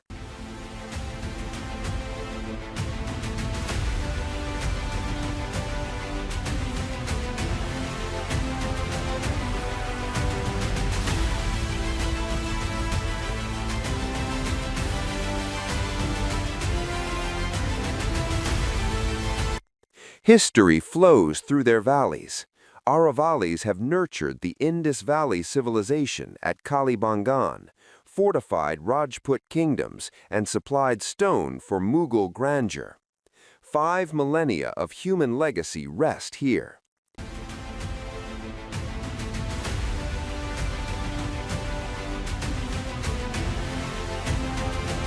Today, the Aravalis anchor North India's survival. This 700-kilometer spine captures monsoons, feeding critical watersheds that supply 60% of Rajasthan's drinking water. They link vital wildlife corridors for leopards and sloth bears, while nurturing 800-plus species in biodiversity hotspots. Without them, ecosystems collapse. Its importance as a buffer zone because it is geographically located in a position where it can act as a barrier, as a shield, and it would not allow the gushing winds from the west carrying the desert sand and dust and pollution, also hot winds. So it acts as a barrier and it doesn't allow those winds to affect on the east part of the Aravalis, which is constituted of Haryana, Delhi NCR, or like the western Uttar Pradesh area. So it really helps to maintain the temperature on the eastern part of the Aravalis. It is definitely geographically very important and located at the very correct spot. Apart from amazing groundwater filtration system and also like groundwater recharge system. Apart from that, it has the amazing lush greenery which cannot be avoided in the point of view that those lush greenery acts as a green carbon ecosystem, and it holds the carbon, like it acts as a carbon sink. These are not just mountains, these are breathing mountains. I would say it not just acts as something that can be mineable, definitely, but apart from that, it has its own ecological importance.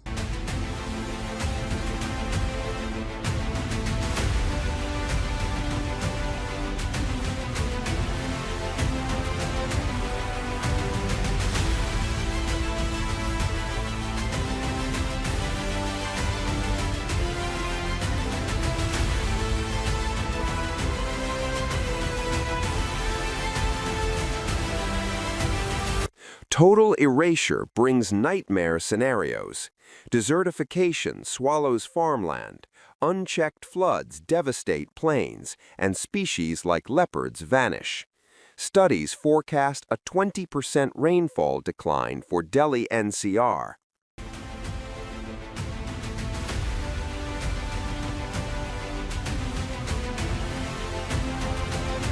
This 40,000 crore powerhouse, limestone for cement, marble for opulence, employs lakhs across Rajasthan.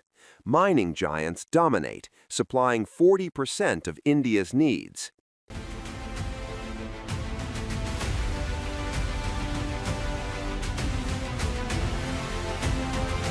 The mountain range brims with treasure, 95% pure limestone, lustrous marble veins, durable quartzite, and versatile soapstone. These riches fuel India's construction boom, but threaten ecological collapse.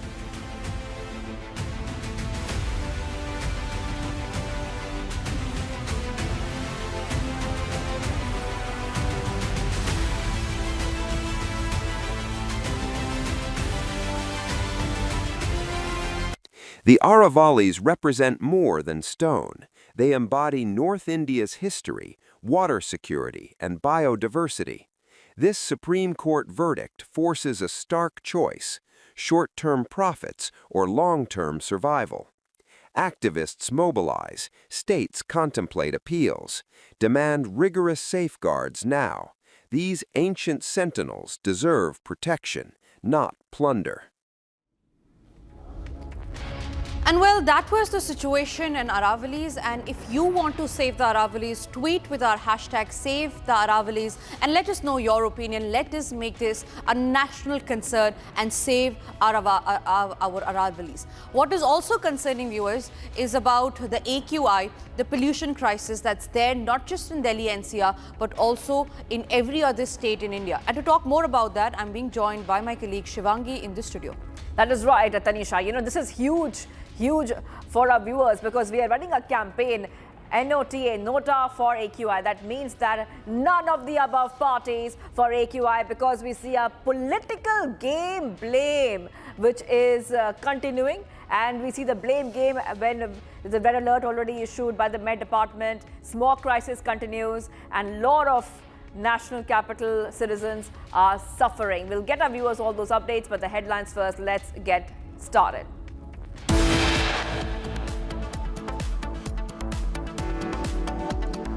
Major protest in Dhaka after the student leader has succumbed to gunshots, vandalism and rioting in different parts of Dhaka. Parliament ignores India's biggest public health emergency. Debate on pollution is pushed as politicians choose to ignore the AQI emergency that affects 60% of India. Campaigns to save the Aravalis gather steam. The national concern over redefining Aravali mountain range that protects all of North India. Ramji bill cleared by Parliament. Rajya Sabha passes law hours after Lok Sabha approval.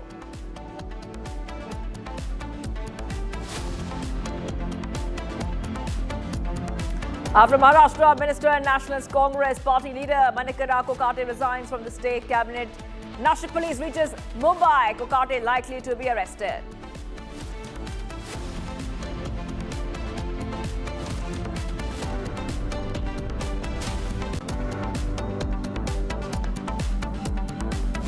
Viewers, politics heats up over air pollution in the national capital. Red alert has been sounded. But Delhi Minister Ashish Sood has criticized the Aam Aadmi Party's government approach to tackling pollution, saying that their measures are mere PR activities aimed at securing political ground. He specifically targeted the odd-even scheme introduced by Arvind Kejriwal, stating that the National Green Tribunal had reprimanded the government for prioritizing this scheme over other suggestions. Sood also highlighted Aam Aadmi Party government's failure to address Delhi's transport and waste management issues, suggesting they focused more on advertisement than actual solutions. The Supreme Court has also criticized the government's spending priorities, noting they had funds for ads but not for fixing public transport. So viewers, what we see right now is that a campaign is continuing. You can see hashtag Nota for AQI, and we are still waiting for the debate in the Parliament on AQI. Yesterday, the debate was postponed yesterday. It was supposed to happen yesterday, but it has been postponed. Let's go and play out the political reactions that we're getting on this developing story. कल के Hindustan times में एक खबर छपी, amid favorable wind conditions, AQI improves across Delhi and NCR. साथ ही साथ एक खबर और छपी, Delhi's PM 2.5 has 60% of Delhi's PM 2.5 from nearby towns data. ये हिंदुस्तान टाइम्स ने छापी कि विंड कंडीशन के कारण AQI अच्छा है और आसपास के राज्यों के कारण दिल्ली का PM 2.5 बढ़ता है. मजे की बात है, आज का टाइम्स ऑफ इंडिया लिखता है, slow winds smog push AQI from brink to severe.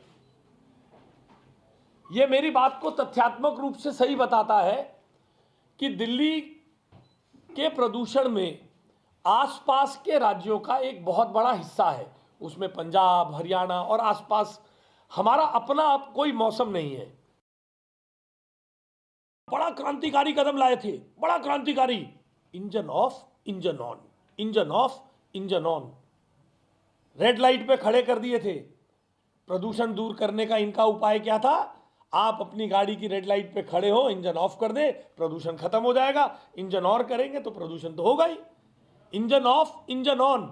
बड़े आईआईटी वाले लोग थे साहब, आईआईटी के graduate Arvind Kejriwal rocket science लाए थे, engine off engine on.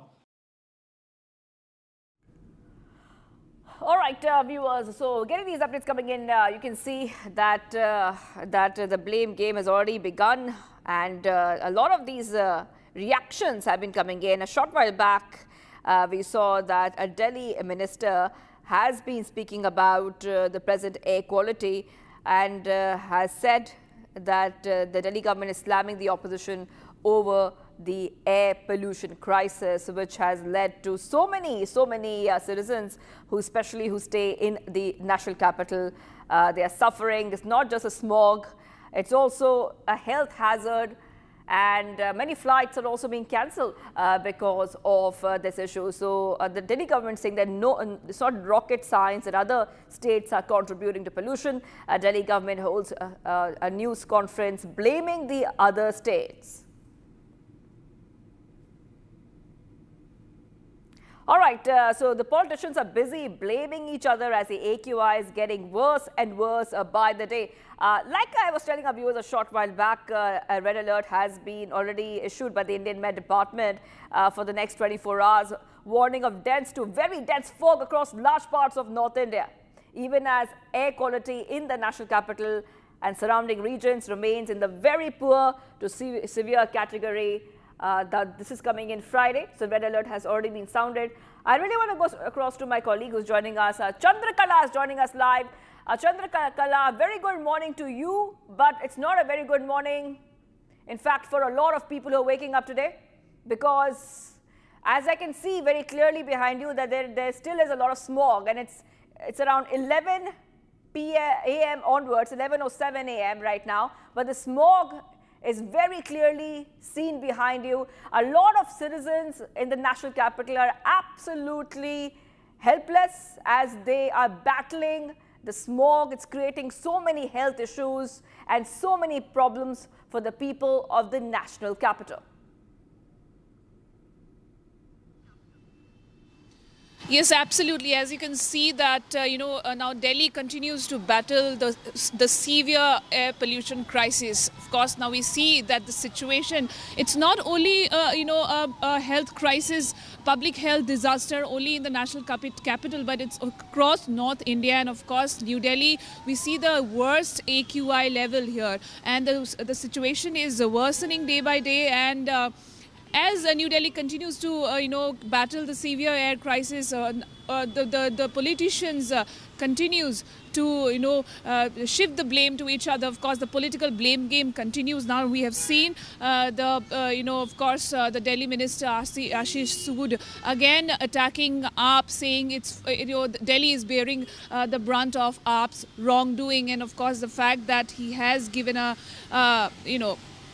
he has come up with a statement saying that he is criticizing the AAP government's approach to tackling pollution, saying their measures are mere PR activities aimed at securing political ground, and he specifically targeted the odd-even scheme, which was very much introduced by the AAP government. But yet, the situation remains, the situation is worsening day by day. We tried speaking to the Delhi minister the other day, where he himself has apologized, saying that 8 to 9 to 10 months is not sufficient to sort this out for any government. So yes, when the government is already saying that it's impossible to solve the AQI issue, then what the people of the national capital do? There has been a lot of, the people has been complaining of a lot of health issues, respiratory problems, of course.